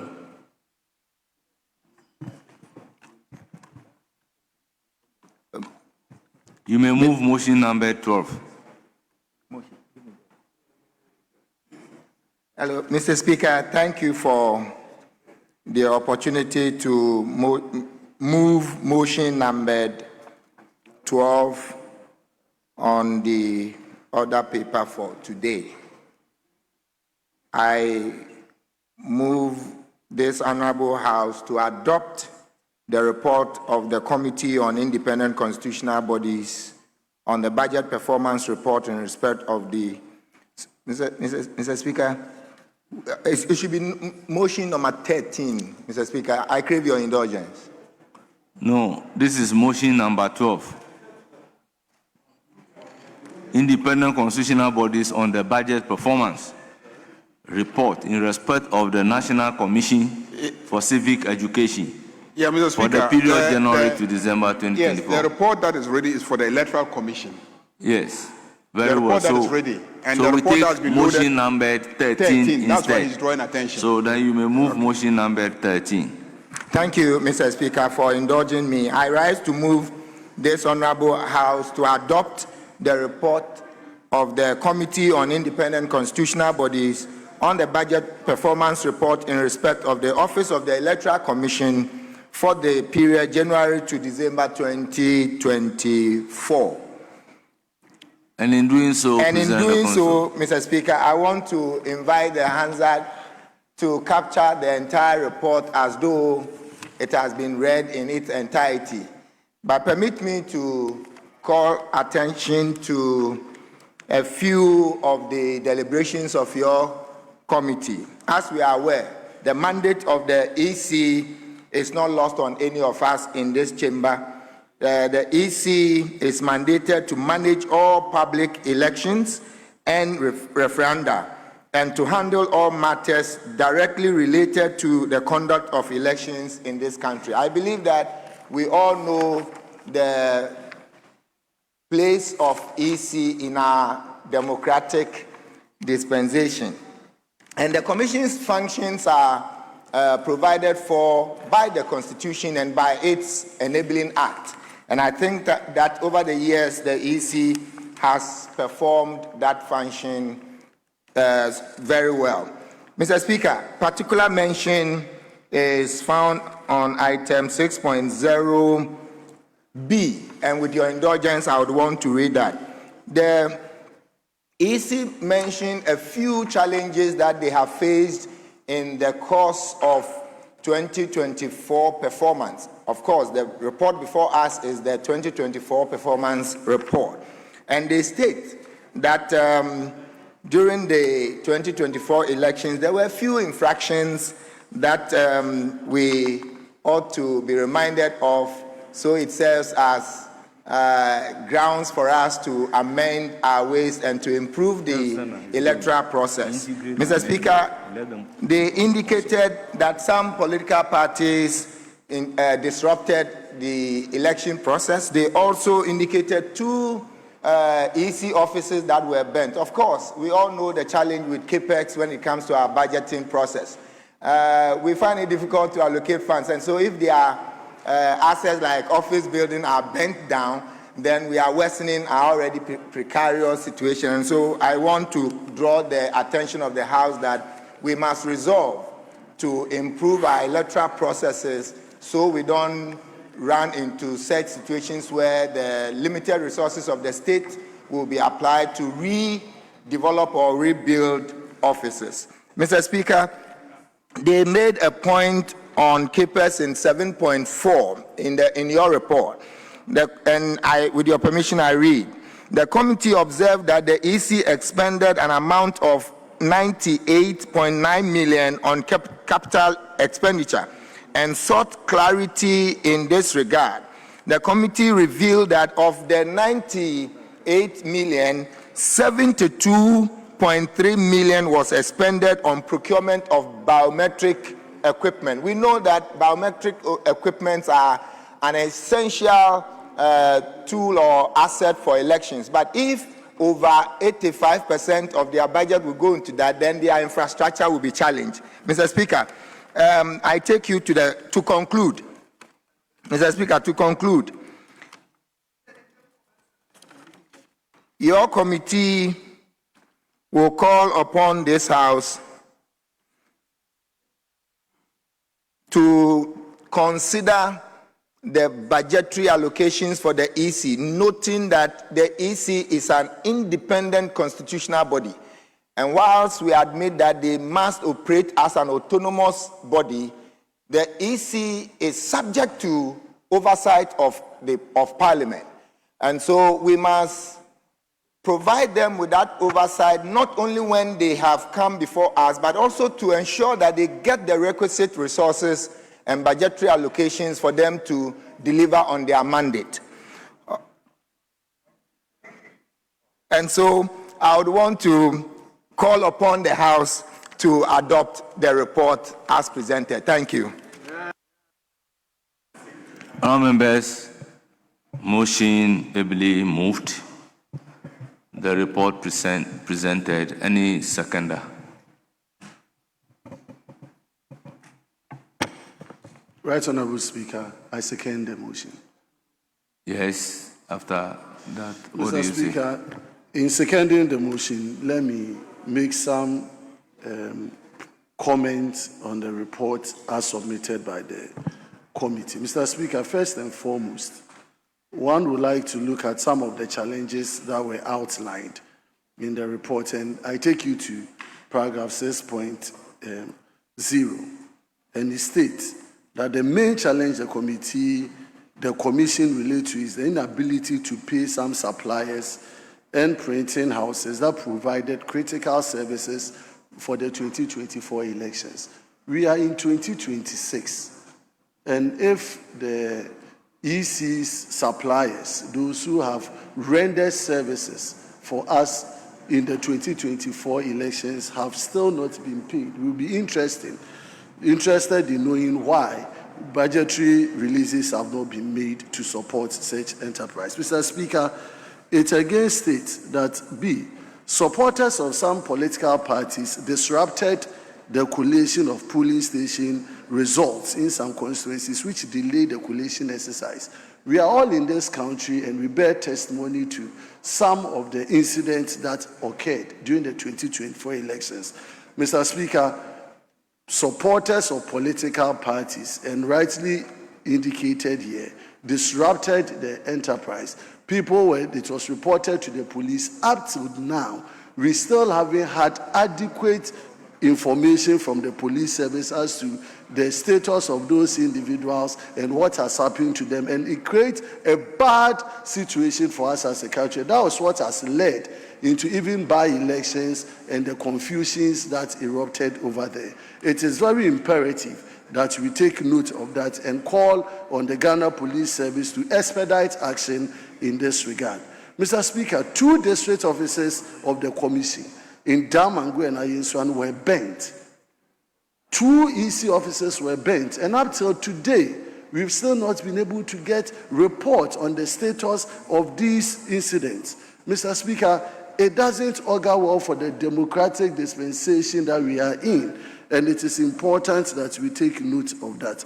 Mr. Speaker, it says that the commission, and this is what is even most alarming, that the commission has not been able to pay over 200,000 election officials who worked at the various police stations and collation centers. And I come from Ifia constituency. When we had opportunity to engage the EC, this issue keeps on recurring. Why has government not paid officials of the individuals who supported in the 2024 elections? Why should we have people serve this country in various capacities as elections agents, representative of the Electoral Commission? And for 1.5 years in the term of this government, they've still not released funding to pay for the services of these 200,000 Ghanaians. How then do you call upon them to go and exercise another election in the near future? It is becoming one too many, Mr. Speaker, and it is important that this House make some consequential orders to the Minister for Finance to make those releases available to support the payment, particularly for the officials who perform various functions in the run-up to the 2024 elections. Mr. Speaker, this report has given us some insight into the operations of the Electoral Commission. If you check the compensation, it talked about excess expenditure over budget. Why would we still be having this phenomenon recurring over and over again? We need to strengthen, and we just discussed our fiscal discipline. We should be able to ensure that we work within our approved budget. It shouldn't be that you get a budgetary approval and you expend in excess by over 22 million. That is unacceptable. And then when you talk about staff recruitment, that also they have issues. Mr. Speaker, I believe that going forward as a House, this report is something that requires further scrutiny. It is important that the EC is made to account for the work that it does, but more importantly, government has to rise up to the occasion and make funds available to pay for some of the issues and the challenges that have been outlined. Mr. Speaker, without more, I want to second the motion that this Honorable House adopts the reports of the committee. And so, very well, motion move report presented, and the motion accordingly seconded. It is for the consideration of the House. In the absence of anybody willing to debate, I'll put a question. As many as are in favor of the motion say yes. Mr. Speaker, I crave your indulgence to put 2 statements across to address a few concerns. So, number 1, this report... You don't have that right. As many as are in favor of the motion say aye. Aye. Those against say no. The ayes have it. The motion and the corresponding report by the independent constitutional bodies are accordingly adopted. Yes, Majority Leader. Mr. Speaker, we have not done up to 5 hours yet. And wanted to take a few bills, but the sponsors of the bill are not immediately available. So I move that this House adjourns till tomorrow.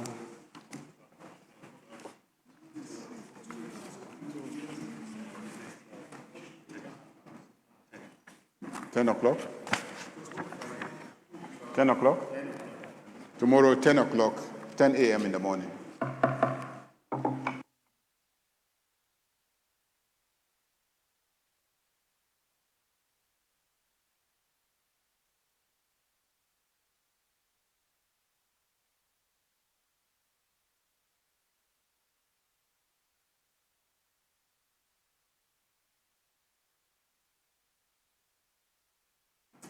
Yes, Minority Chief Whip. Speaker, I thought he would vary his motion because he earlier said 10, and I know there's a communication. So if you can vary, then I can. That's... Mr. Speaker, I move that we adjourn till 12 in the noon tomorrow. Yes. Speaker, I'm happy to second this motion. Just to remind Leader, the last time you had winked to me that I should keep reminding you. Item 11 on page 6. I know we can't take it today. Obviously, we can't take it today. I'm just giving you a reminder. This matter is worrying, and we must put finality to it. So in your scheme of things, please ensure that we get it. Having said that, before I second the motion, you want to comment? Yeah, we are looking at it, but in the light of the proposal to set up an independent emoluments commission, the advice that I'm receiving is that we hold on a bit because matters relating to conditions of service and pensions and etc. for every arm of government will now fall within the domain of the Independent Emoluments Commission. That's why I have been holding on to it. Yes. Speaker, I rise to second the motion moved by the Leader of the House. Motion moved for adjournment, duly seconded. It is for the consideration of the House. I will then put a question. The question is, as many as are in favor of the motion for adjournment, say aye. Those against, say no. Honourable members, the ayes have it. The motion is adopted. The House is accordingly adjourned till Friday, 26th June 2026 at 12 noon.